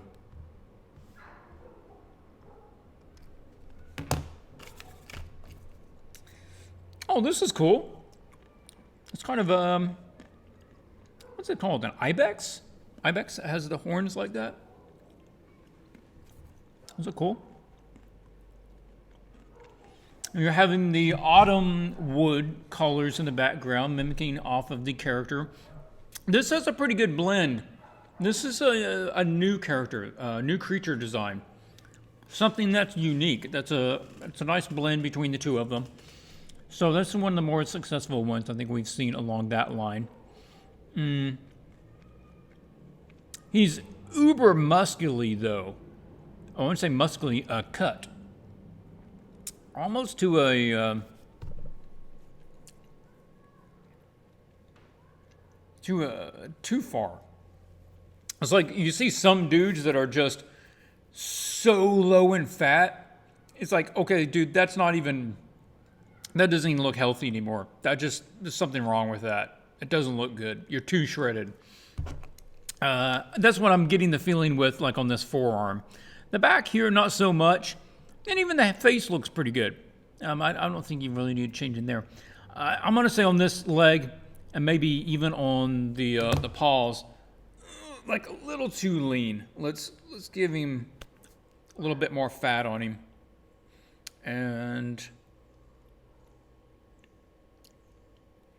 composition works pretty well. Yeah, he sits here. Got him right on the middle. All right. So, where could we do some improvements? Where could we push this a bit more? The grass is getting really grayed out.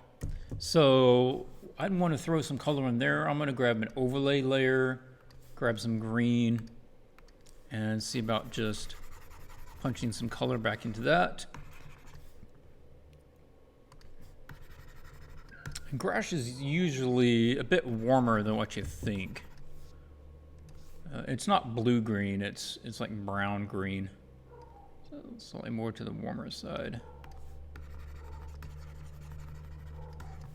Like that.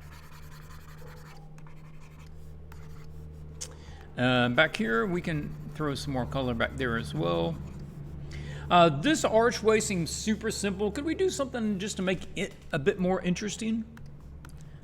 You've got a lot of nice detail going on in there. You can only see my line. There we go. Going on in this guy. If maybe it had a more classical kind of molding along that edge, that alone would add a lot to this. It would give it a more of a sense of importance. Like this is something important about this gate, that they went to the effort to add, you know, the little fluting and molding along that edge of it, and probably just along the top edges of these. And the rest of it could stay pretty much the way it is. That alone would give a little sense of architecture to it. And I'm almost thinking like a tree back here would be really good too. Give some of that. It would also give some value for the little flame to go against. So you have that, and then you have your blue flame. It would show up against the orange better than the white. So you got that back there. And there's probably a little more work here. And that's okay. You can have, you know, your heel side with your woods in it. But at the base of the woods, you know, you're going to have basically shadow where you see into the underside. And maybe some shadow going up here. Just trying to bring out the forms of the trees a little bit there. And you know, just you see a little bit maybe of the couple of tree trunks kind of running up into the forest part. And can we bring a little more form to this too, right? Create a little more sense of how this grass is going. And there's a big distinction between the color grass on that side and this side. So we can blend those together a little bit. It gets more golden as it goes, but some of this nearer part does have similar tone to the green that you see on this side. And that way, it doesn't feel like just two completely disjointed environments that supposedly exist right next to each other. My guardian is yoked. Yeah, Leo, your guardian is yoked. He is indeed. That would be not like me. Your guardian is not like me. Let's soften that edge up there on the top too, at that distance. And also the background can just be a little bit softer than all the detail in the foreground. If you're going to go with like blue magical flames, think about maybe some little motes or something going up there. Little blue embers that are kind of floating off. Beautiful. You know, that sort of approach, just doing some minor adjustments, mainly to the environment, and I would just say soften out some of the deep lines on that. Oh, I was also going to say on the tail, this feels like it should be flipping over maybe at some point. That this feels kind of flat, and also it can stay in the gold range there. It's getting a little blue on that spot, makes it look a little dead compared to the rest of the golden area. So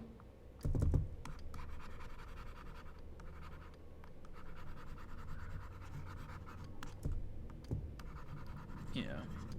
And on this, I don't know, like those lines seem a little odd to me. I'm thinking almost like if it was like this and it twisted back on itself, might be more interesting.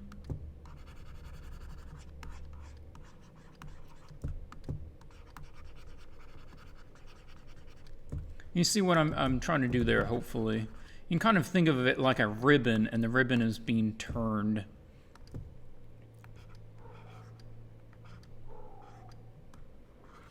I mean, and there's different ways that you can do that, right? So it kind of flip-flops, and it gives you different set of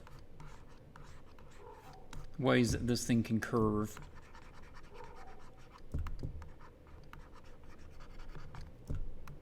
And this is also a good place where you can break this. Right now we have the whole character stopping along that one line right there.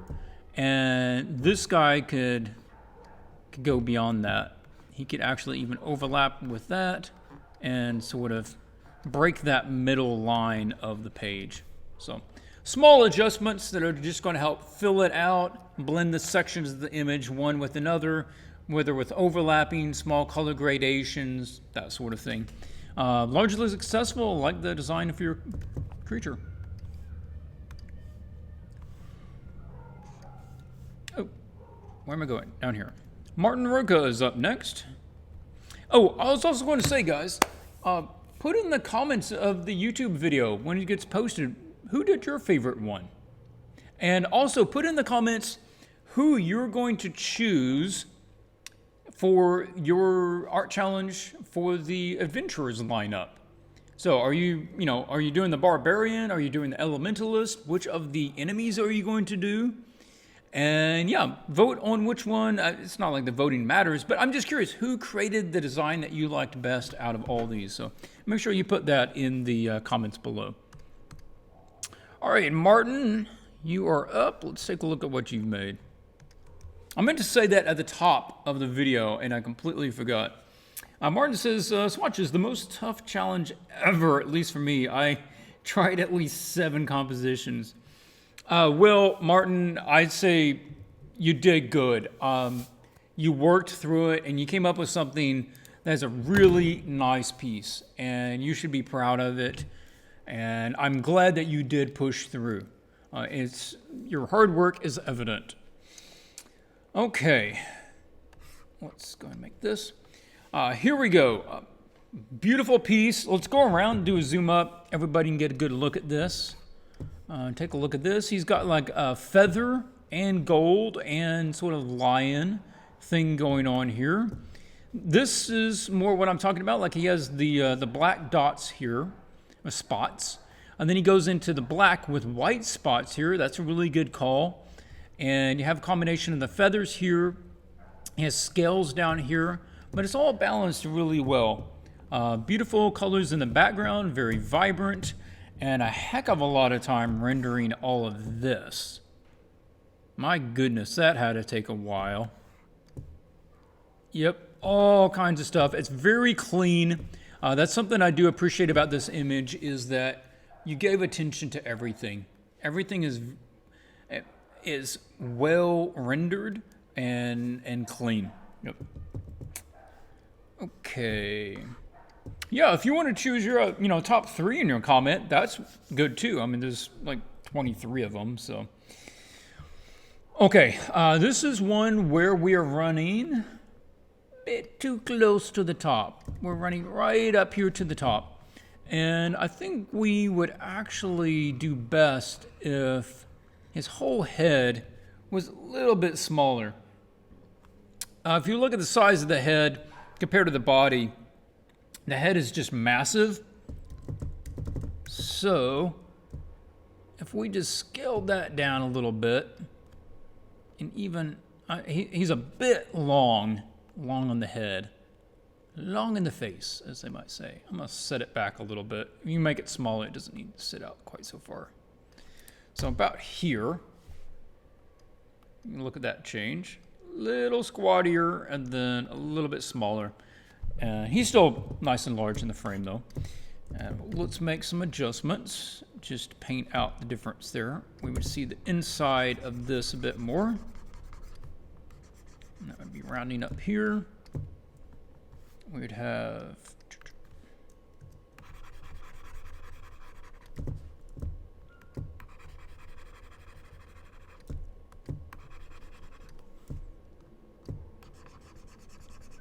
this coming here.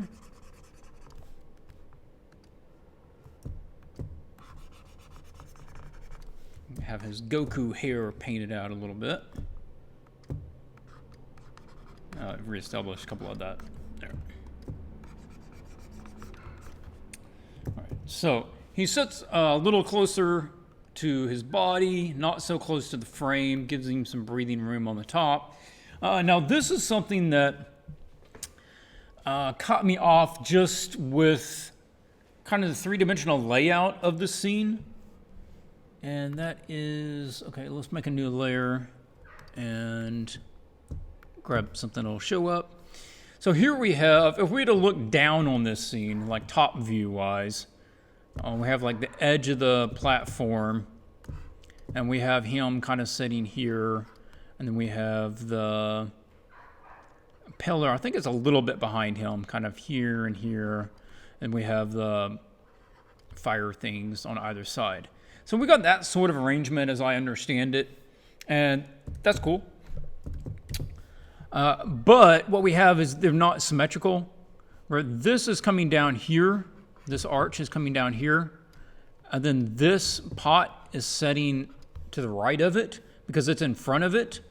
However, on this side, this is coming down and the pot is setting on the left side. Maybe you're trying to make it look like they're both set to the inside on either side, but I would just expect, and I would expect it not to be that way because he seems, yeah, anyway. I think this needs to be moved over, which it's not a massive change. I may take it a little bit, but as far as that is set over from this side, I think this needs to be set over from that side plus a little bit because of the angle. So, not a big deal.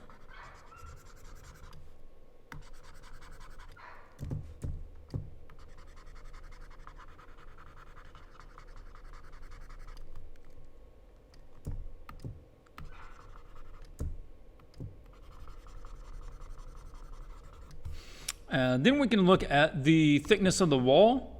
It's that thick. So if it's coming down here, we should see the edge of that archway back there. Something like that.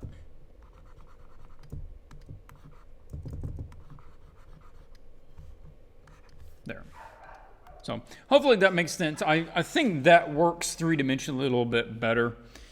Okay, anything else? Oh, the arch is getting super dark. I'm fine with him getting dark. That essentially black fur is fine. But this is getting really dark back up in here. So let's try to bring that up. Not with that one. This one.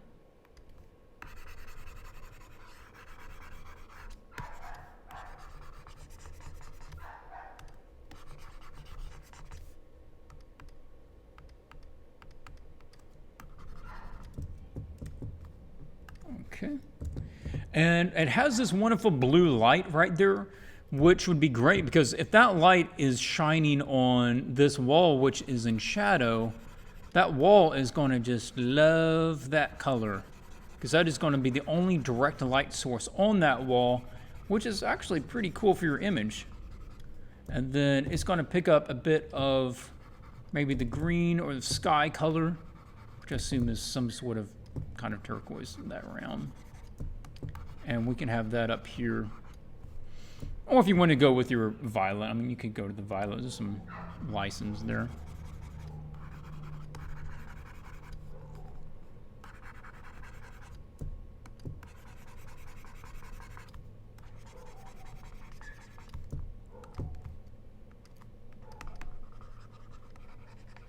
More of blue flames. Blue flames. And then the underside of these grooves are going to get some light as it points down towards those flames. Anything on that angle.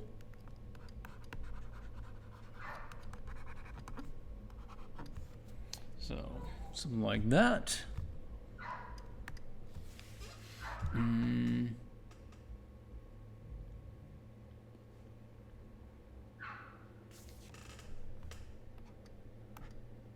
Yeah, that's not a lot, but I don't think this piece needs a lot.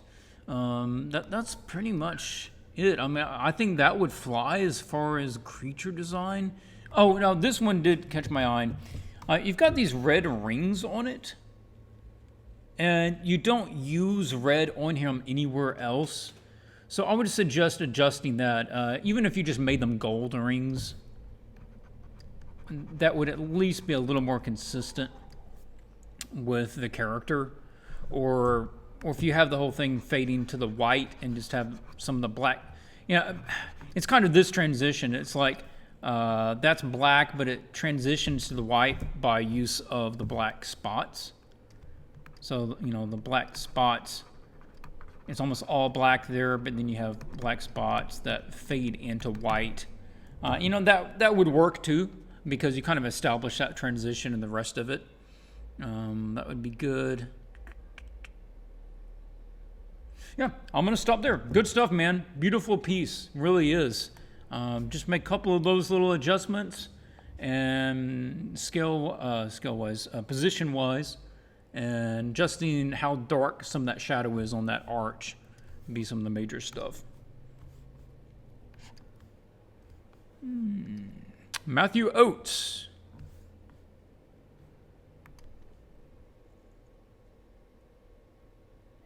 Oh yeah, you were doing the 3D thing. Okay. And I think you said that you were not finished with this one. You were playing around with some more layouts. And okay, I mean, your earlier image was good. It was good. Like, I pointed out some of the stuff with your sketch that needed to be adjusted, but it wasn't that much. It wasn't like it was a bad scene.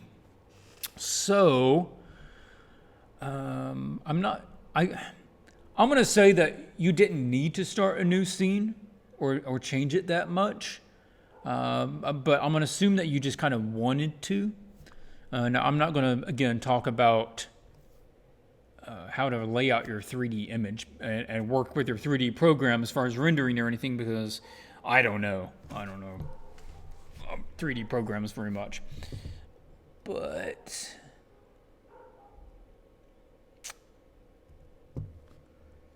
what can we do with this guy? Okay. So composition, scene-wise, you're going really sepia with this. I don't know if you're rendering it that way or you're doing it post, but it's really contrasty. We have super darks, super lights. There's hardly any midtones, and everything is just tinted with this sort of dull sepia, which doesn't work very well for like a magic image. You need more color in it. It needs those midtones. It needs that color in order to pop. This is like a bit overly filtered of an image. It's very, like, this is the image.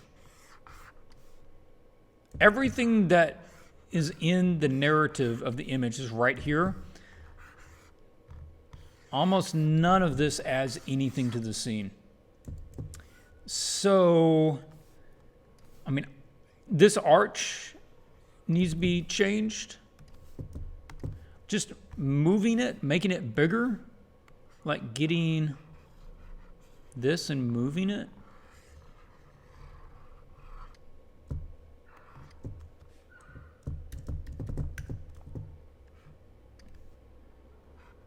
So he doesn't, I feel like he's getting cramped. Like, dude almost gets stuck trying to walk through this or fit his horns through this arch.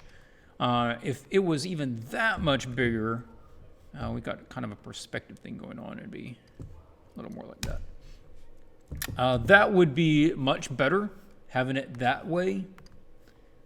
I don't have time to do all that. So, more like that. It would make more use of the space out here. That would be better. I'm not sure what that is. Books I get. This stuff I get. This is like having a humanoid, super detailed humanoid figure. Probably not a good choice. I would take him out or just replace him with something else. Candles are fine. Yeah, watch the design of this guy. The leaf pattern is good. I mean, the petal pattern is good. The expression, his mouth is actually open. That's fine. The combination of the green and moss with a completely normal lion head. Too big of a juxtaposition. So either a normal lion body or this, he needs to be elemental everywhere. So decide what you want to do with that. And we could probably even get rid of that step. That bottom step. We could probably just start right there. Yep. We don't really need all of that along the bottom. None of that is doing anything for us.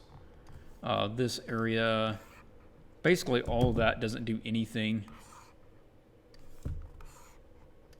None of this is doing anything for the image. That's why I just say, let's pull up. Let's crop in a little bit to more of that proportion. Then just widen that out so it doesn't look like he's going to bump his head on it. And, watch your balance of colors and values, composition, the contrast. Yeah, I'm getting tired. I'm messing up my words. Don't save. Okay. Nicolai.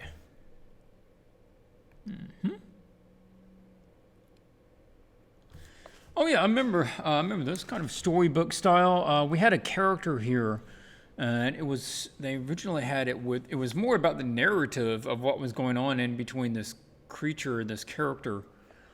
Okay.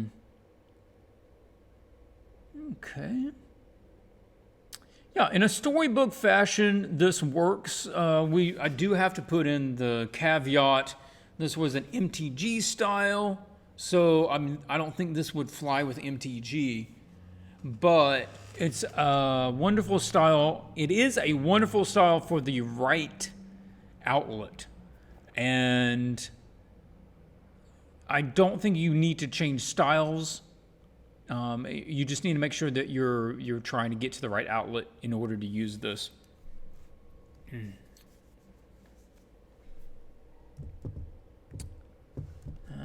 Okay, a very traditional feel to it, kind of watercolor, pen, pencil. He has a really funny expression. He feels like, I don't know, I feel like he thinks that he has a really important job, I think that's great.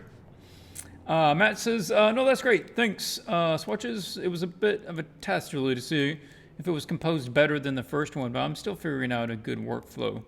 That's a lot of it. Workflow and just learning what to do at what step.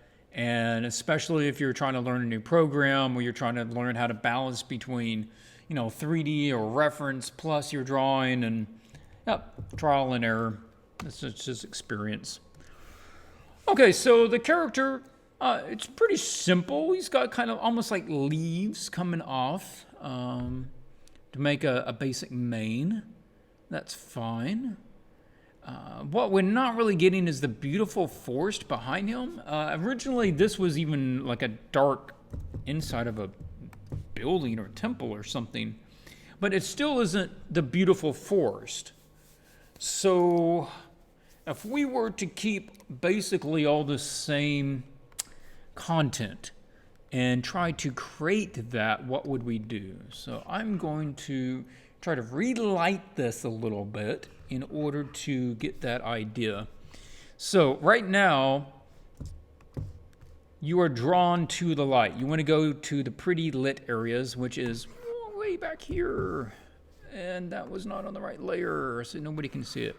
So you kind of want to go that direction. And you also want to go the direction that he's going. So it automatically wants you to lead you away from the arch where the forest is that he's actually protecting. So why would you want to protect that? That's not even interesting or pretty.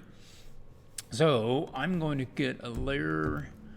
We want to shade this. It's a little bright. Let's go. I want to put this into shadow, allow the light to start in the back, and it gets darker as it comes forwards. So it gets more in shadow out here.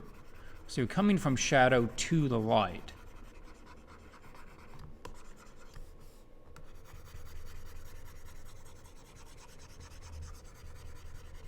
So I'm using a multiply layer with a bluish tone there. I think this is maybe a little too blue. So I'm gonna push that over to the, there we go, slightly more violet.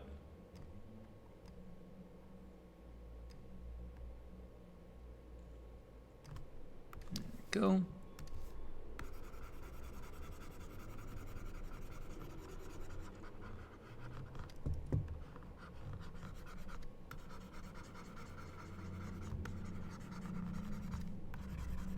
So it's a little less inviting because it's kind of all shaded up. And then we can come back over here, and that's where you want to establish these nice tones. And the trees, maybe the trees have, oh, wrong layer.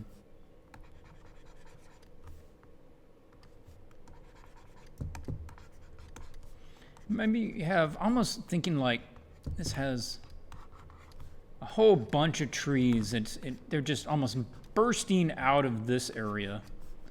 And this is all sunny and bright, and we have a bunch of leaves up here.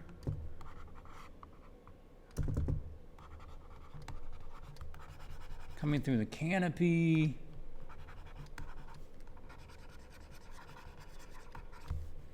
And then this is, maybe the path continues through there. Ugh, quit, give me, yeah. And we have light back in there. So what you want to do is start making this the area that's real lit and beautiful, and start making more shadow in the rest of it, so it's drawing you into that area. And that would work a little bit better for the narrative of what we're trying to establish with this. And if we could give more, like there's more detail and interest to this wall than there is to the arch that he's protecting. So we need to do something that makes this arch more important than that one. Right? That wall over there. There you go. So good stuff. Always love seeing your style. I think it's fun. It reminds me of some really great old storybooks, classic sort of approach to it. So thank you for joining in. Hope you will get to do the next one as well. Milica.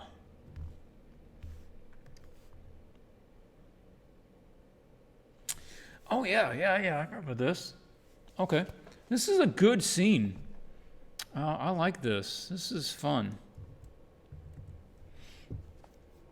Really well rendered. Let's pull in, see some of the beautiful rendering going on. A good example of a blend between the two elements into a new creature. And going with the scale pattern, continuing the scale pattern throughout. Have this beautiful bronzy gold finish to it, giving the peaked horns. I mean, the ears with the horns, continuing the scale pattern up in the face. Beautiful sense of volume to the features. Really well done. Really well done. And then continuing off into the cave with some faces carved into the wall with some water coming out of those. That's nice. I like that feature. This is a well done image. Kind of like get back and look at it a little bit.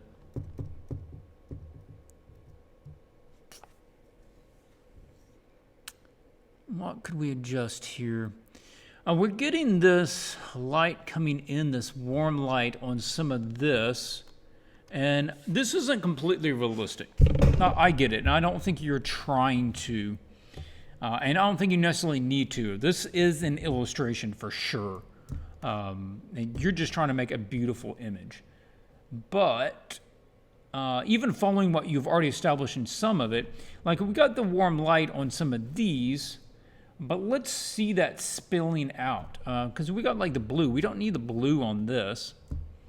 Even if we use some of this golden color.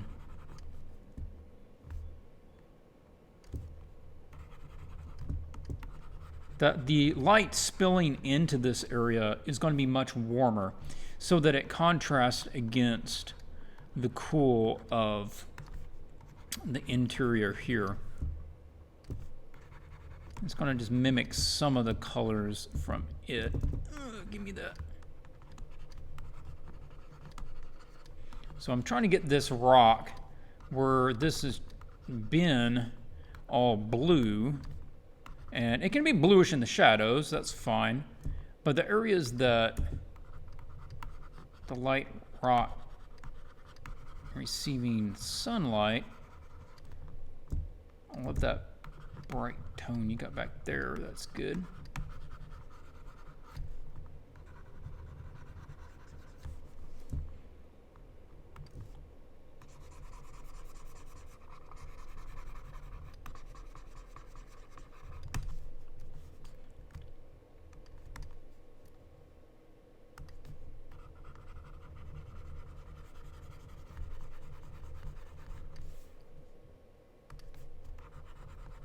And the bounce light in some of these shadows can be a bit warmer. And the fill light, it doesn't have to be quite so contrast either.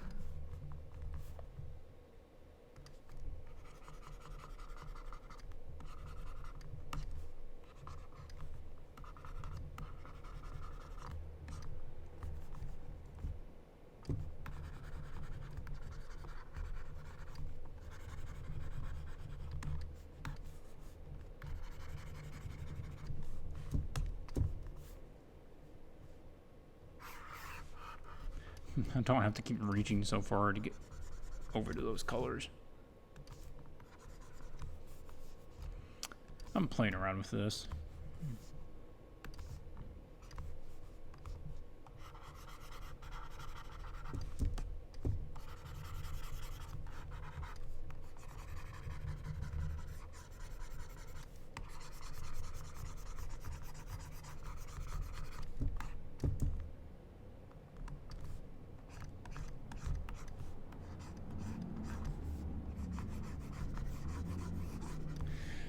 I'm trying to just allow that light to really filter through here, warm this all up, and it gives him actually even more prominence because it makes him seem more majestic and powerful and beautiful, that he's the bringer of this warm drawing light.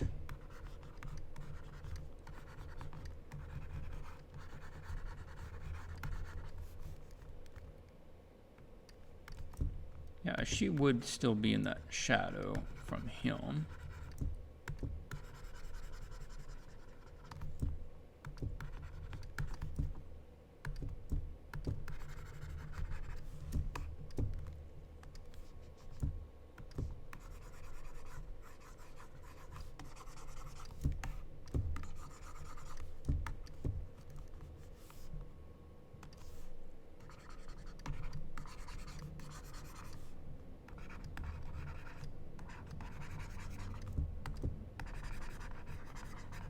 Not seeing where you'd be getting much of the bounce light over onto that, so I'm gonna play that down, and once it gets over to this side of the features, I'm gonna be running with more of the blue from the face instead. Where on that side, you can be getting some of that, the nice warm tones that we're using elsewhere.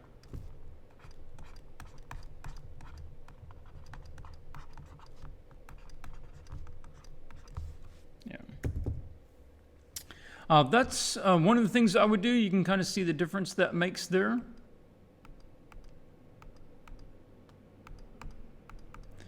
Because I'm not even going to talk about the drawing too much. The drawing is really nice. It's an interesting scene. I'm a big fan of so much of this. Yeah. Yeah, he just seems epic. He seems like a really mythic creature. He seems like a beautiful mythic creature. This seems like maybe not the best way to handle it. You have like a really thin line of light that kind of goes around that head.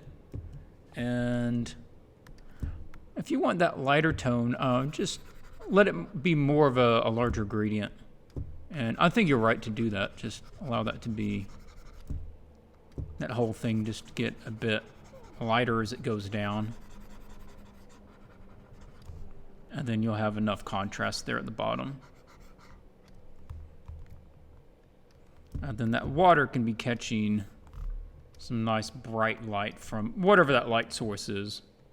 That water can be catching some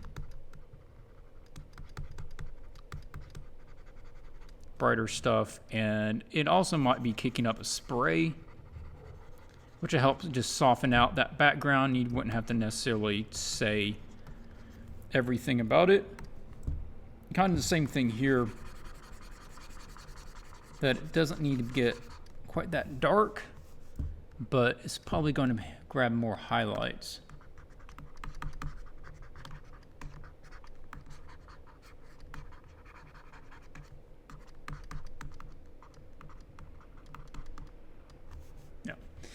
So that would be my direction. Just playing around with some of the lighting, some of the colors, balancing it out a little bit more with some more color to it. No, I don't want to install updates right now. Thank you. There you go. Yeah, you did 95% of the work. I'm just talking about a couple of little things for the remainder 5%. So good stuff, Milica.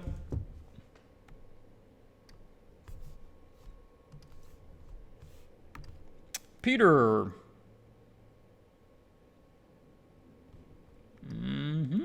Come on. Open. Okay, Peter Lucius Ottoson. Yeah, very different. A much leaner style than what we just looked at as far as creature design. But I would say pretty much equally as successful. Good, clean render. Well thought out, has a definite design to it. You have the black lines, you have the gold ones, you have a little green added into it. That's nice. The gold has a good sheen to it. You have a couple of little gifts, not a lot. Maybe he just starting the day off. Some gold, some fish, some food, good stuff. Got his forest, got his rock wall. All right, so all the elements are there. So anything that's wrong with it, like perspective, that sort of thing, no, it's pretty successful. Big point, I think, comes in with the composition. The image is almost just divided in half. Like you have, this is a scene, and this is a scene. It's just like you have that on one side and you have him on the other side, and you can almost just split the image right down the middle, and you've got two different scenes, and neither side really has anything to do with the other side. So, I mean, you got a couple of options, like somebody needs to move. Like the wall came over here and it did that. That would be more useful. Compositionally, it would help overlap the two of them more. We don't really want to just move him over to here. Then we have a lot of dead space. So if anything's going to move, I'm going to say the arch probably needs to move. So we can try that real fast. I'm going to first grab this. Throw that over here. Then I'm going to grab this. How much are we moving that? That.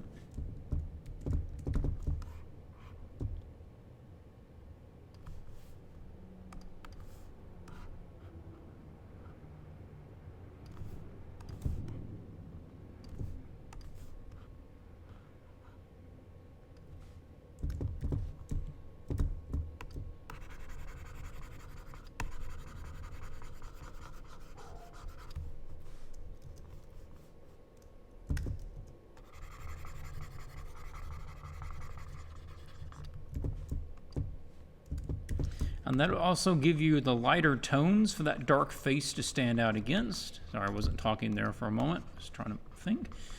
That would give some dark tones for that gold to stand out against. That would be a better use of the space. Obviously, we can not have that anymore. And I probably want a bit more distinction between the two planes of that.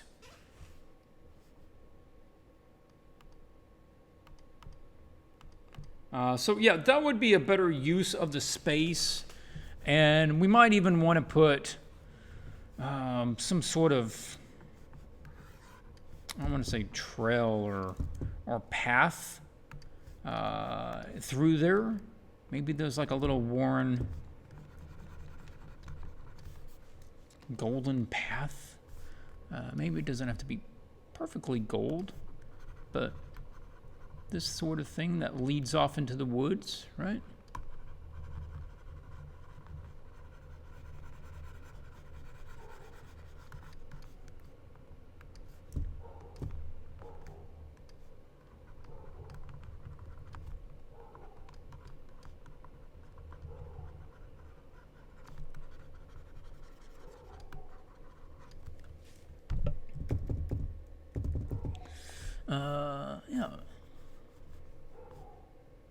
Yeah, that's the biggest one. The rendering is really nice. I'm just say let's adjust that balance of how all this is laid out a little bit.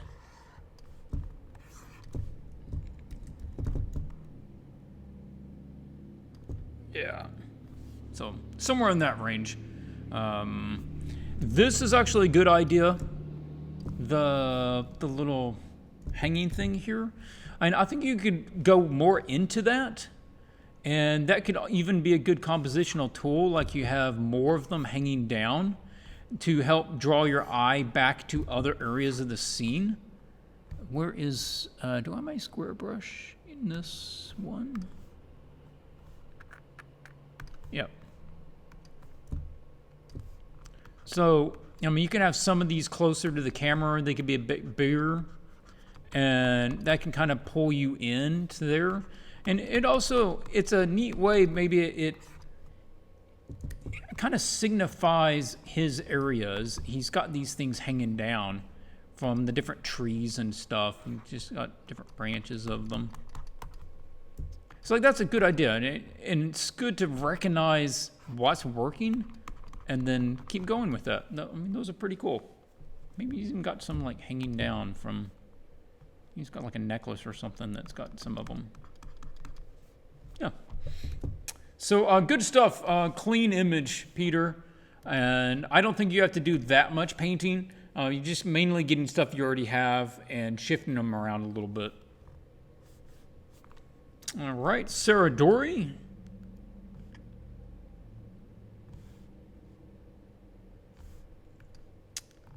Sarah's does not want to open. Okay, all right. Doesn't look finished. We still have quite a bit of lines from the initial line work, but it's working really well. This is a good example that you don't have to get crazy. This is a very straightforward composition, and the creature has a really nice look. This is a clean look to it. You would just want gold for everything, and kind of a rumply mane to it. Yeah, I'm good. He seems pretty chill. We're getting a bit dark. This is another one where we're getting dark. So let's...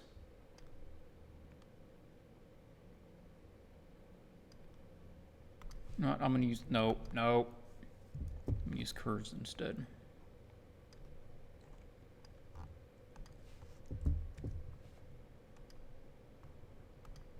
Go.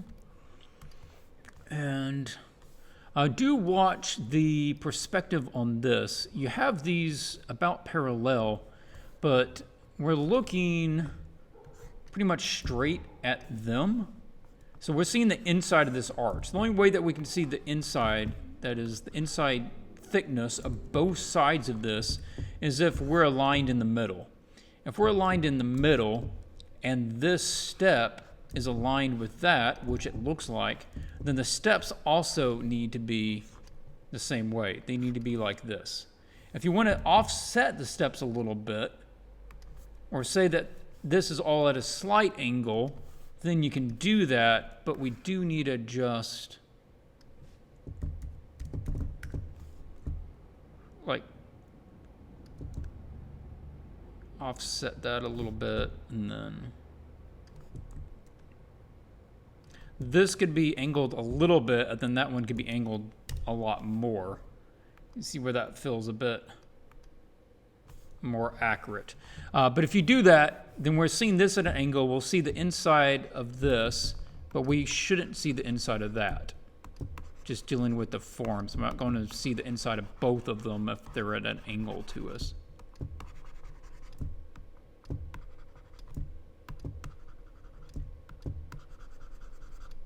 So there, and then that allows us to have a little space for this to come out, and then that comes down at an angle, and that comes down at a slightly more angle because we're seeing it from further to the side.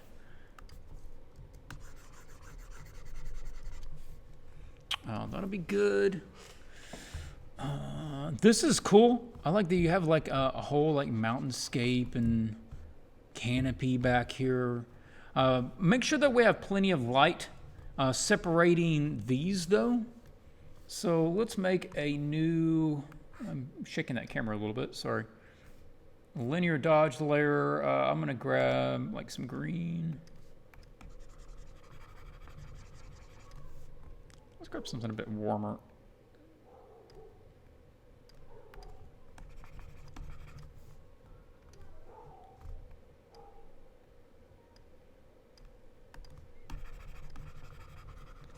We just want to make sure that there's a clear distinction between the background area and that foreground wall. And the foreground wall doesn't have to be dark, super dark. It just needs to be definitely have a different color range. So if you want to go with more of that, or kind of the sky blue, then that would even help to separate the two of them. But something on that lines.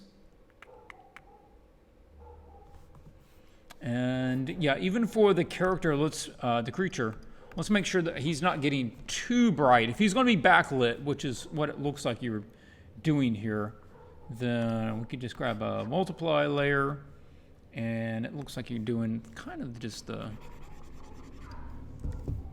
sky blue tone.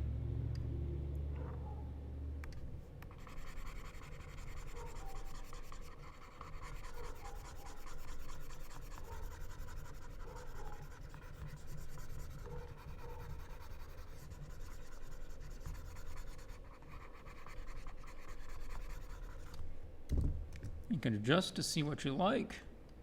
Now, I don't think you want to get too blue with it because we lose it. We could just say that he stays warmer.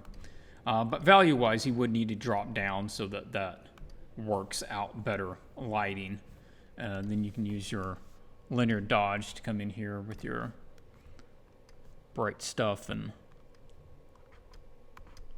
hit up the highlights.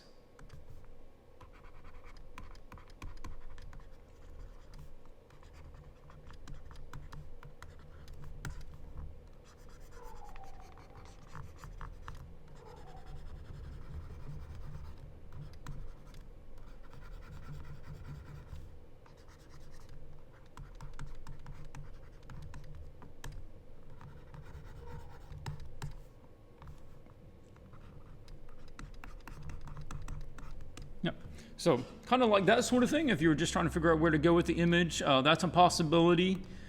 Nice composition. I like the character, creature. And yeah, if you do finish the image, please put it out on the Facebook group so I can take a look at it.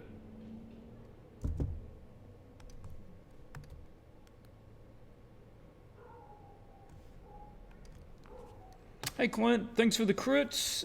Been sick all week, but had to roll out of bed and try to catch some of the live stream. Well, Rex, thanks for joining the stream. Sorry you're feeling bad, man. And hopefully you'll feel better soon, or at least the stream will get your mind off of it for a little bit. Okay, beautiful piece. Well rendered, nice and clean. Look at that design. I think this is a good design for the character. And we actually do have some of the lawn kind of mane style hair, but it just flows right into the floral design as well. Piercing blue eyes.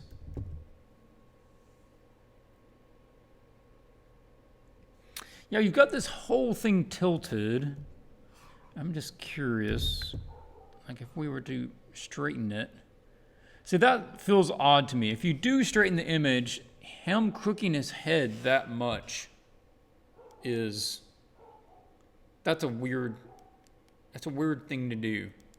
So it doesn't matter if the image is tilted or not. Him cranking his head over that much is kind of an odd expression. It makes him look really quizzical. That's what my cat does. Like if cats are confused, they go, eh?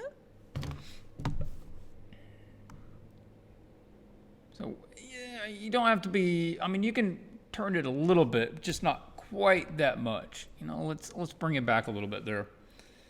Okay.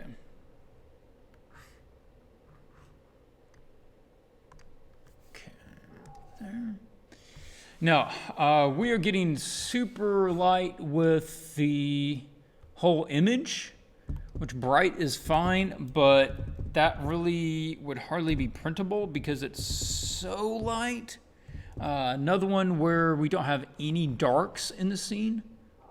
So if we could bring that back, we don't necessarily need to go real dark. I don't think that's what we need on this one, but we do need some of the mid-tones back. So let's do that with levels, because we want to be more discriminate with where this effect is going to take place. So I'm going to do this, and I want to put it in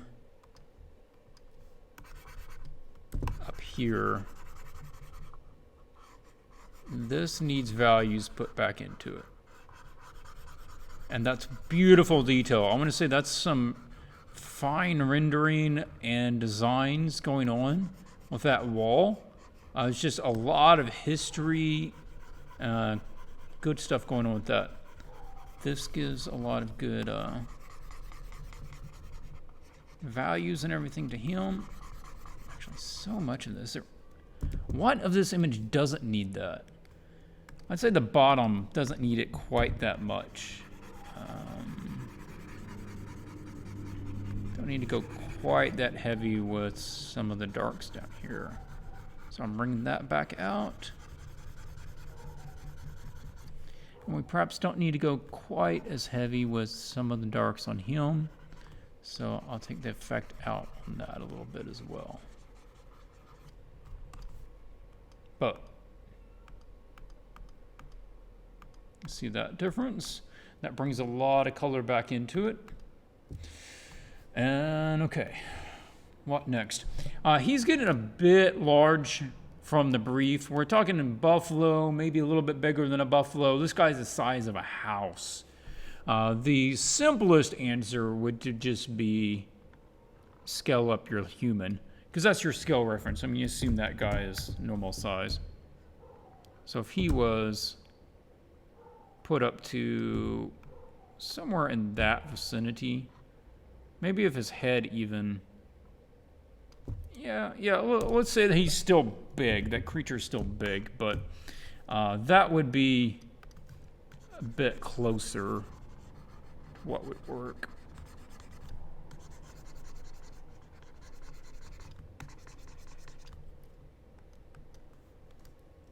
Yeah. Yeah, if it was an art director thing, they're probably going to say, he's getting a bit big. Let's move that guy up size-wise. Natalie says, that reminds me of a question. When you're working with MTG, they request your work in CMYK, or do you work on RGB and they change it there? They must change it there, because I usually send it in RGB. Yeah.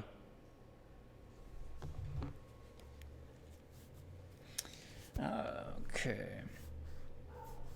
Now this is getting really lost, especially if you get a small ore and if it gets printed. then you're going to lose a lot of that. I think that you have the right idea and you're fine to push it further. That kind of green tone, if I can get back to my brush. You got some of this green tone going on that is towards the blue side. I'm going to just pick something a bit more vibrant. Yeah. So you can punch that up and say that there's a bit of a light back in there.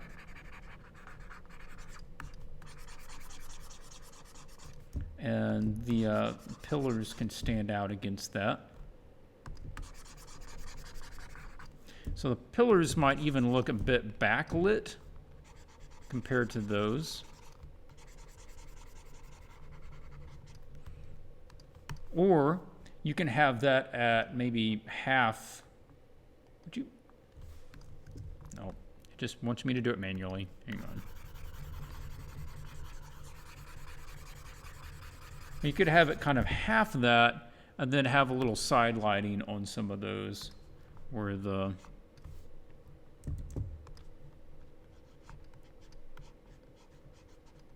light source is catching some of the pillars there.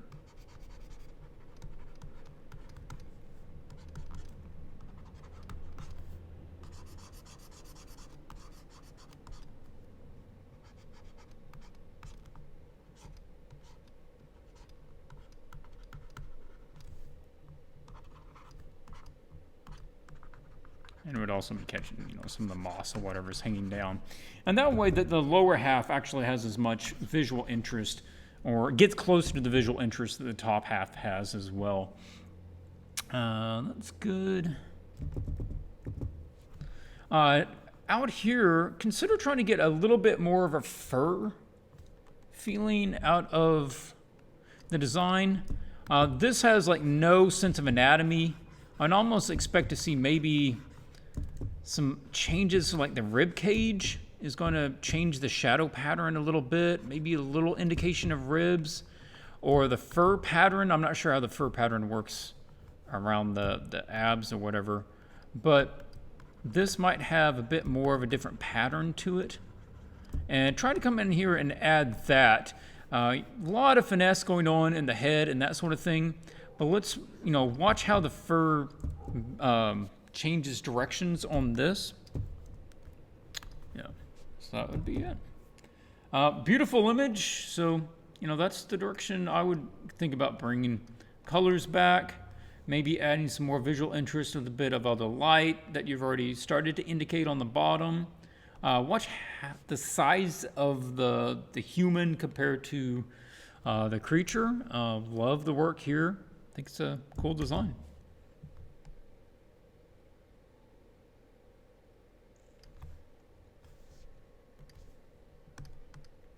Tony, let's see, what you got? Okay, a lot of time put into this one. A lot going on here. All right. This one's very busy. It's got everything, but everything is like trying to get my attention at the same time. So we need a bit more of a hierarchy of visual interest and focal point. And we also need to find a better way to blend the character. When you put this around it, it really feels like it's a Black Panther wearing a headpiece. And that it's not a creature. Like this is part of the creature. This is his unique physiology, he's a combination or visual combination of these two things. So let's be real careful about how much you make it just look like a headdress. And let's try to blend the two. Again, how can you do it? Concept ways, try a variety of ways. Can you do it with patterns? Can you do it with color, gradations between the two of them? How can you flow the forms of the face into the forms of the petals? We've talked about all of it. So, figure that out. That's going to be a big thing. We're not going to run through it again. Let's just say that needs to be done. And that alone is going to help a lot. We're getting a little too fancy down here. There is a lot of sharp detail down here with all of these. And the thing is, if you think about the lighting, it just wouldn't be like this. And it doesn't have to be completely realistic, but this whole thing is in shadow. This entire plane, the light is coming like this, and that whole plane is going to be in shadow. There is nothing in there that's going to catch light. So it's impossible for this to be catching light. There's no direct light to catch. Now it might get a little bit darker in there because it's harder for light to fit inside of that groove, but that's all it is. It's just going to be kind of a bit of a darker shape in there. But it comes also back to, where do you want the attention? Sharp contrast and sharp detail grabs the attention. Are you trying to grab it away from the focal point? Well, you probably shouldn't. That's not where you need it. And we have a lot of high contrast and bright colors, and these are all things that are eye magnets. I talk about that in my composition chapter. There is a variety of different things that are eye magnets. There are things that make the eye get drawn to look at them. High contrast, bright colors, repeating patterns like a target design, or even a vertical slat design. A lot of repeating designs grab your attention. People's faces draw your attention. Humanoids in scenes draw your attention. So you got to be careful when you use these and how you use them, because they can easily try to upstage the main focal point. And like here, this is all receiving light. So you're shading this in a gradation from light to dark when this is a flat plane. So it should be, unless there's something going on with the lighting that I'm not really understanding, it should be closer to the same value all the way across. This is all going to be about the same, because it's a flat plane and the light is either hitting it or it's not hitting it. And it could be having a cast shadow too. That's fine. Cast shadow can be running along there, and then it immediately starts being lit again. And there's going to be some cast shadow underneath this guy. I guess it's coming from the left because you kind of have a cast shadow there on the right side.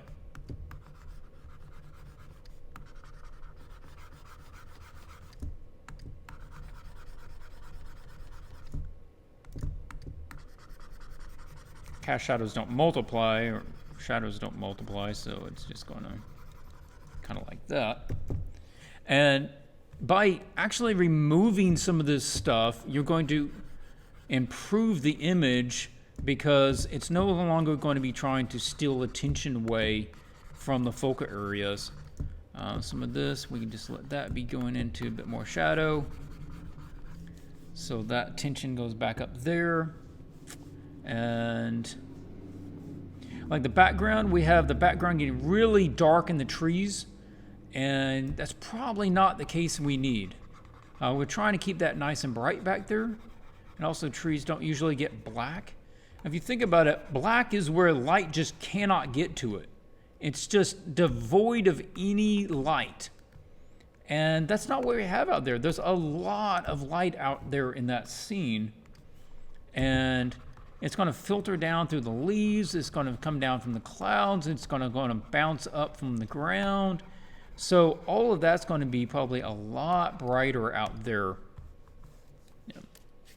Now, that's your direction. That takes quite a bit of work to go back there and kind of figure out what your new design is going to be, how you're going to blend those together, make a more cohesive design for the creature.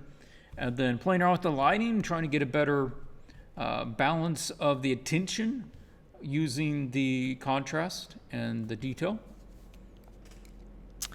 All right, this is Travis Earls. Travis, thanks for joining in another challenge, finishing this one up. And we're running, okay, this is another one. We're running right up to the corner. There's no breathing room for this creature. So I know I say fill the frame with the content, but we also have to leave some some room for breathing. Let's bring him back a little bit.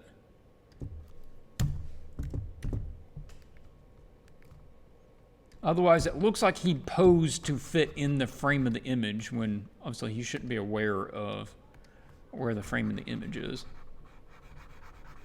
Take some of that out. He's not Deadpool, right? Break the fourth wall.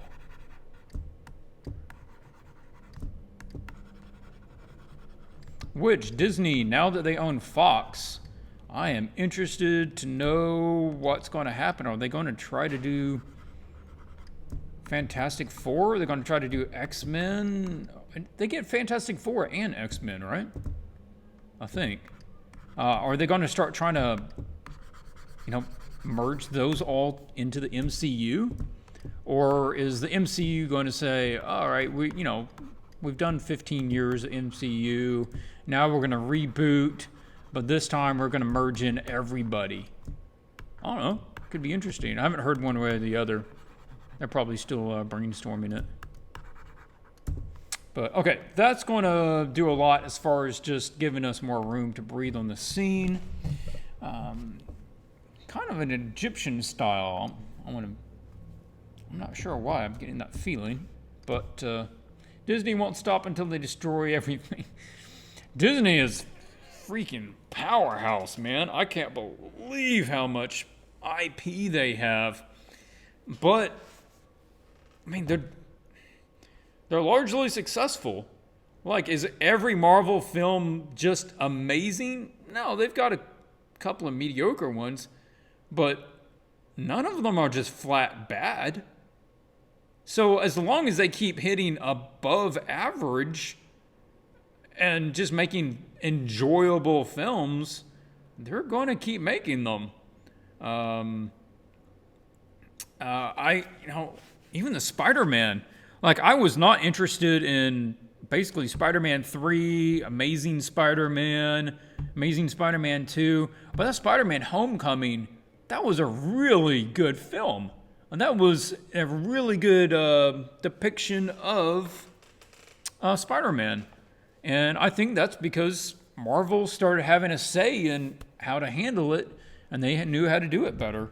So, anyway, Travis probably wants me to talk about his piece for a minute. Okay, this is generally unfinished.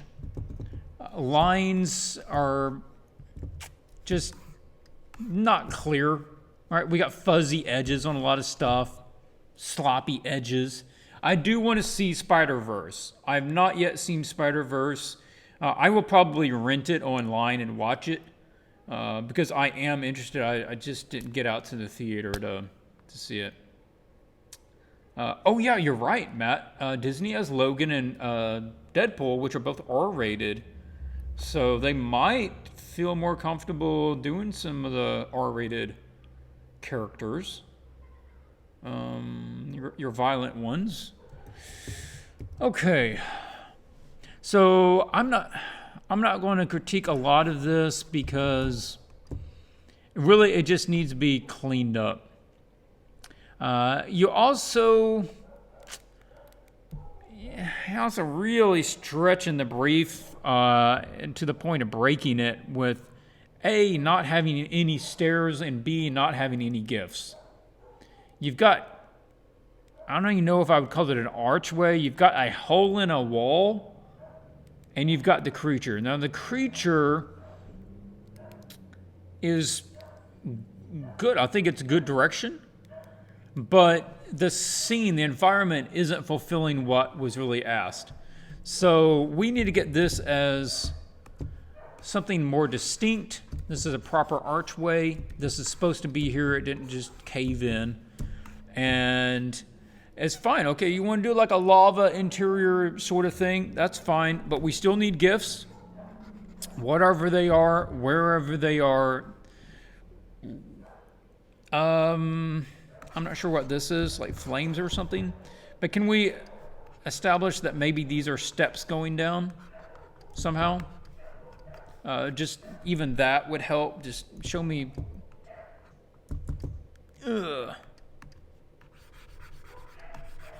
No, these are just different steps, you know, coming down here or something like that. Give me a little nod on that. And I'll look at some rocks, look at a stone wall, see how to light it, and see some good forms that you could use. We're losing a lot in the face. You're going so dark with it. The design is okay, but let's try to pull out some more of the forms. Like we saw on the other one, she did, like Milica, lots of beautiful forms and shapes in here to pull out. So something more of that, or even if you wanted to go darker, who was it? Benny did a dark one that also had plenty amount of detail. And there's something else that Benny did that a lot of you didn't do but should consider, and that is more the fur. There's a real sense of fur going on, which is a beautiful visual texture, and most of you don't have that. So consider leaning into that a bit more. And for here, can we use some other colors? Can we use some of that, you know, the blue tones, or I guess they're even more gray than they are blue. Even gray tones, which look bluish, to establish some of the forms of the face and not let that all get lost in there. So try to pull that out some more. These are all the same size, and you also need to watch how they're bending. Like, we're looking up at this, so I'm thinking these need to be bending that way, unless you're trying to make it like it's coming towards us, which maybe that's what you're trying to do. But they're not ever going to be slanted. Like, you've established that they're always perpendicular to this. So if this is going that angle, this needs to go directly across, not like that. That makes sense. So that needs to be coming like this and not slanted over. I think that's probably what you want. I think you were trying to do it like it's coming towards us. What you can do, just make sure that everything is very consistent with that form. And we can also play around with the lighting so that if it's leaning towards us, that it starts picking up this light, right? And then if it's going away from us, it starts picking up the other light. And that can help us get a better sense of the three-dimensionality of how this area is, you know, directed, leaning in space. Yeah. And with these bands, I don't know if they're jewelry. I'm taking it that they're jewelry. Otherwise, they're way too harsh to be patterns. And if they are jewelry, probably thicken them up. They're really, really thin. So I would say maybe fewer of them, but make them bigger. Make them thicker. Maybe there's a combination of thin ones and thick ones. Hey, Swatches, this is Travis. Yeah, I cranked this out in about 7 hours over the last couple of nights. Definitely didn't finish. I've got a couple of things. What's with all the barking dogs? Not heard them before on stream. The neighbors over there have dogs. Sometimes they bark, sometimes they don't. I hear people outside, though, so I think the dogs are barking at them. Somebody's doing something out there, so it's keeping them aggravated.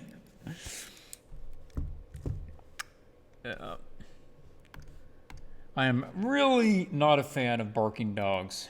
I used to like dogs. I am not a very big dog fan anymore.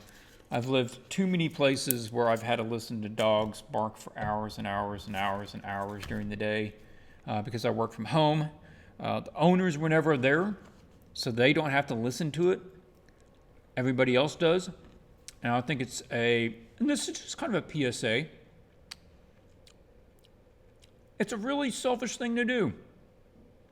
To keep a dog that you know barks all day and your neighbors have to listen to it, but you just get to come home and play with the dog and they can't do anything about it. Don't do that. Buy a bark collar. Put it on your dog if you leave the house. It starts barking, and it's going to shock them. You don't even have to you don't even have to turn it on. They just need to learn that when the collar goes on, they can't bark. And once they learn that, then you don't even need it on anymore. But they won't know the difference. So they just will learn not to. But yeah, please do that. Please don't do that. There's always people, you never know, your neighbors, maybe they have a little kid that's trying to sleep. Maybe they're elderly and they really need some sleep. Maybe they're working and they need to focus. And they've got to listen to your dog bark for 4 or 5 hours a day. I've done that for months and months on end. And the thing is, they can't do anything about it. If they lay your hand on your dog, you can prosecute them. So it's a tough thing. Totally off topic, but there we go. Hey Glenn, this is not finished. Ugly state of the painting, still a lot to do. Not happy with the statue and gold idea, not sure it works. I cropped the image a bit to center more on the creature. I still need to work a lot on tail and a lot design-wise. Okay, so this is William's piece. William, back to you here. William, this is working really well. You've got an excellent direction going on, and I have a much clearer idea of what you're shooting for with this more finished version of the piece. So your design time has been well spent. This is a cool creature. Let's give a zoom up. You've got all kinds of influences going on this thing, but they are actually balancing out quite well. So I am proud of that. I think you're doing some cool stuff. This long face, the long ears, with the antlers, with the gold, it's working really well. The antlers are my biggest thing, though. I would either say let's adjust them or let's remove them. I think it can hold up without them, but if you do keep them, let's try to keep... He said, this is still running? Yeah, this is the last image. This is the last one. William has to wait a long time to get his review. The antlers are just quite a bit removed from the rest of it. So can we find a way to maybe have a gradient to it? And that's also something I haven't mentioned till now, but gradients work really well on card illustrations. Gradient from one value to another value, one color to another color. They work super well when you get them small because it allows something to have color and have a continuous form without having to be choppy with a lot of bits. So what if, like you've got this kind of red tone in different areas, you could have the tips of these to go kind of reddish as they go up. So the whole thing becomes kind of red. It starts black on one end, and then it becomes red on the other end. And that keeps them just being this, I'm going to say flat. It's almost like a flat black shape that really doesn't have that much form, doesn't have that much interest. So you still get the form of the antlers, but now it has a bit of color, and it's kind of like the ears, almost in reverse. They go from the orange to the black, and here it goes from black to orange. And the whole thing can kind of fade to the black when it gets to the head. And you could even push a feather, right? You know, the further it gets, maybe it gets even brighter. It could even tend towards the gold side.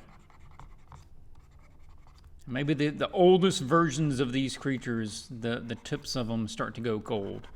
And those little punctuations of colors would work well up in the dark, right? So you can see how that kind of difference that makes. It gives some nice punch up there, and that gradient works well even when it gets littler. Yeah, I'd be running that direction with it. This is all lovely. Yeah, a little work on the tail. That's not a big deal. That's going to be secondary. This makes a lot more sense now. And I would say keep it. I think that's cool. Essentially, you got to walk up, you put your coin in the little shrine, and then you go on your way. I love it. That makes sense. There's a purpose to it now, and there's a purpose to the shape of it now. And yeah, I'm on board with that. Okay. The waterfall coming right down to it leads you right down to him. Good stuff. Yeah, so much of this is just cleaning it up. Basically this just needs to be cleaned up. Do watch that this isn't kept too straight. This is a very uneven rock, and when it comes down to the water, it should have some sort of in-out pattern at the water's edge, and then instead of just being this. So I've seen that before. People just trade it like that, but let's just watch how that works there. You do have the starting of some vegetation here. If you do want to go with vegetation, which is, I think I probably would myself. It doesn't have to be a lot. But try some bluish vegetation so it matches in with some of the blue tones, cool tones you have here, cool tones you have in the background. And maybe it has like some sort of bluish turquoise moss that grows, or whatever, lichen that grows on some of this stuff. Just a little extra color, some of that sort of thing going on. Completely random. Now that I'm getting really tired, I'm thinking random things. I want to watch the Ghost in the Shell movie again with, what's her name? The new live action one. Saw it in theater, and it was not what I was expecting. I wanted the classic story of Ghost in the Shell, and so I came out of it like,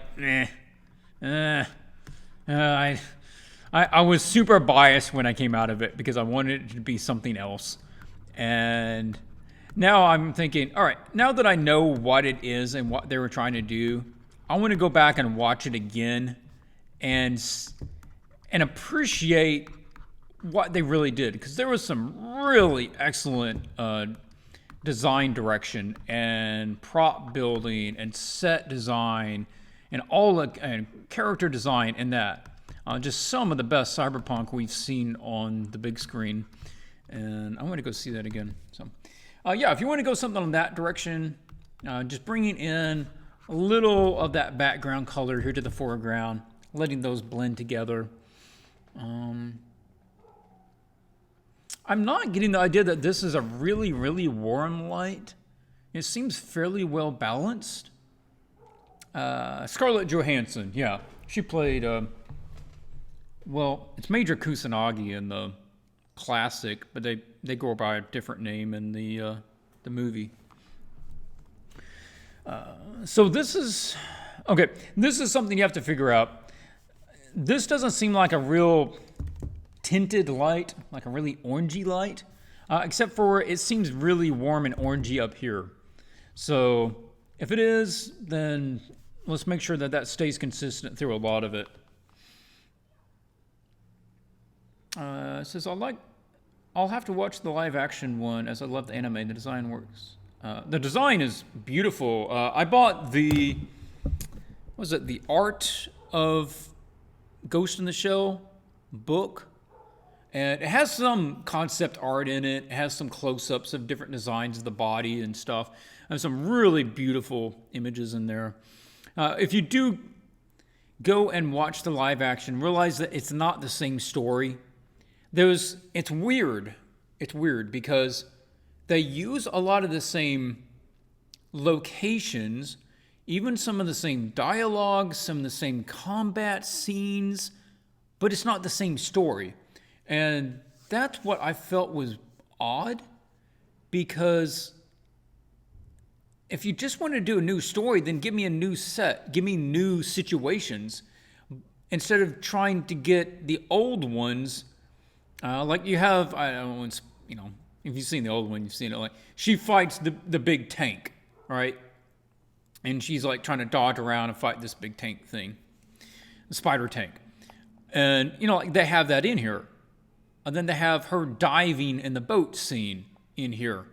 And they have her, like they show it in the trailer, so I'm not really spoiling anything. Her fighting the guy in the water, and she's got the invis cloak on. But it doesn't have to do with the puppet master. So, I don't know. I just feel like, I don't know. If you're going to just do a new thing, then do a new thing. Then anyway, enjoy it for what it is. And enjoy the art design. That won't be hard because it's beautiful. Yeah, I mean, that's about what I've got for you, man. Just cleaning it up. Like I said, a bit about the lighting. Do keep the little fella. I think this is good. The little coin stash that he has that you have to deposit your little coin. Nice direction on him. And... yeah, with the background, you might even punch up some of those lilac colors back there, those pink colors. That's kind of nice. And I almost feel like you're going with a magic, very atmospheric kind of feel in the background. So you may think of almost like a bright mist on the bottom. A lot of magical scenes will have the bottom be illuminated, almost like illuminated mist, and let it fade up and actually gets darker as it goes up. So I think that would work well on yours. Hey, Swatches, have you seen Alita Battle Angel? Yes, I have. I went and saw it the other week, and I enjoyed it. It wasn't outstanding. It wasn't one of the best movies, and probably won't even make my best movies of the year, but I enjoyed it.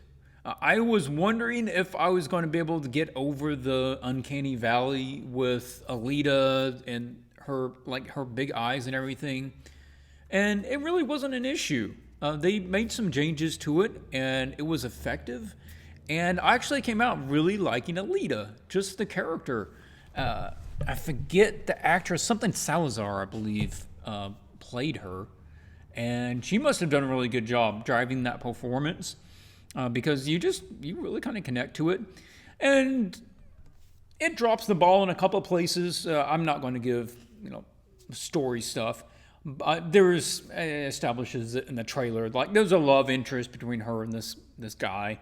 And, I didn't really buy that. It felt a bit clunky, and some of the action scenes got a little too PlayStation. I just felt like I was watching a video game, and some of the stuff was going so fast, and some of the action was going on so much, and you've got these crazy people fighting that you can't keep up with really what's going on. Maybe it's because I was in the theater and I wasn't seeing it small. But I was just like, okay, somebody's hitting somebody, but I don't really follow it. So yeah, overall, good movie, and I thought they did good. Certainly some sticking points here and there, but if you go into it thinking this is a live version of an anime, then you'll have more of the appropriate expectations.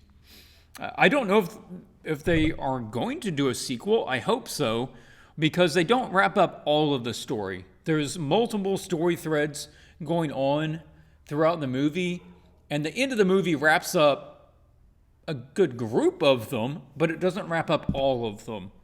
And there's definitely room for a sequel if they choose to go do that. And I haven't checked the box office, whether they made enough to warrant a sequel or not. But it would probably cost less to make it, since they already have the technology, they already have all the scans, they already have the world built and the environments, and they don't have to go, brainstorm as much of that stuff. Okay, quick recap of the next challenge, in case you were joining later. The next challenge is a D&D inspired challenge, characters. So you will create 3 characters. If you don't have the time to do 3 characters, just pick 1 or pick 2 and do those well instead of trying to do a mediocre job on 3. So this is adventure characters for our fictional game Spireville, which we've done other challenges for. The closest challenge this is the Dagon and Daphne Stormbrew. So if you want to go back, I would have to look which... Maybe I can take a look and let you know. Which one was that in?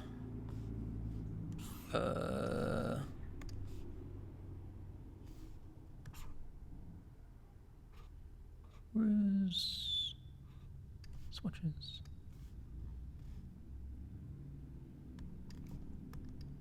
Because I don't think I have Dagon and Daphne as keywords in that video.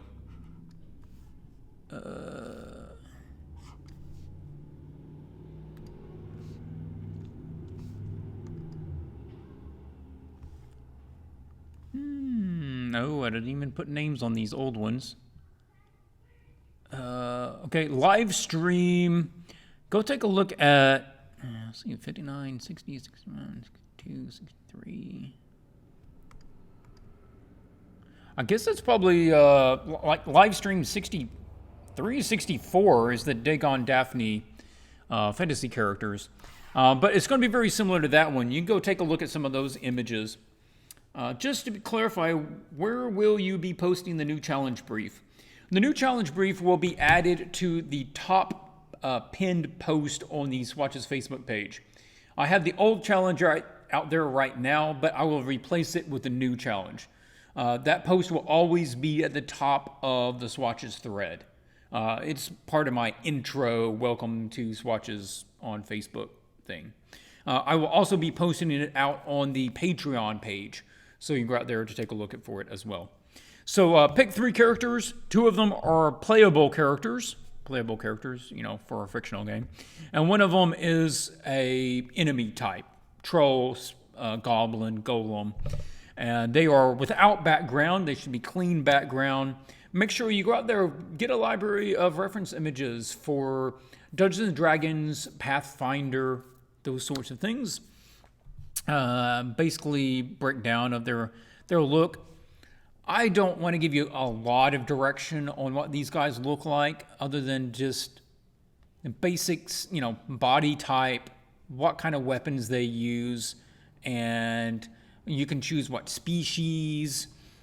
And the poses don't need to really be anything other than what you see here. Like, I just had this one walking. She's kind of walking. She's crouched over because she's also being, you know, secretive. But she's wary, so she's got her sword up a little bit.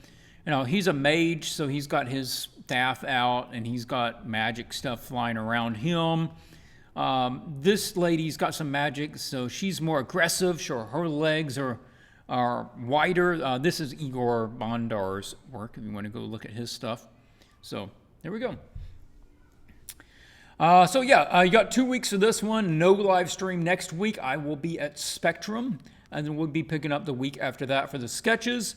The week following that, we'll cover other things on the live stream. Then the week after that will be the finals. So you have 4 weeks to do 3 characters, if you have the time to do 3 characters. And there you go. All right, I don't see any final questions. That looks like that's it. We're already running at like 4 hours, so let's stop here. Thank you everyone for joining. Thank you all the patrons for